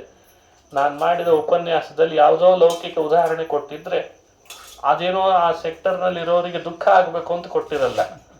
ಅದು ಯಾರದೇ ಇರ್ಬೋದು, ಅವರೆಲ್ಲರೂ ನಮಗೆ ಬೇಕಾದವರೇ ಇರ್ತಾರೆ, ನಾವು ಅವ್ರಿಗೆ ಬೇಕಾದವರೇ ಇರ್ತೀವಿ. ಕೇವಲ ನೀರಿನಂತೆ ಅದನ್ನು ಇಲ್ಲೇ ಪರಿತ್ಯಜಿಸಿ ಗುಣ ಏನಿದೆ ಅದನ್ನು ಮಾತ್ರ ಸ್ವೀಕರಿಸುವಂತ ಆಗಲಿ ಅಂತ ಸಜ್ಜನರಿಗೆ 4 ಮಾತನ್ನು ಹೇಳ್ತಾ ಇವತ್ತಿನ ಉಪನ್ಯಾಸವನ್ನು ಮುಕ್ತಾಯ ಮಾಡ್ತೇನೆ. ಶ್ರೀಕೃಷ್ಣಾರ್ಪಣ ಮಸ್ತು. ಹರಯೇ ನಮಃ.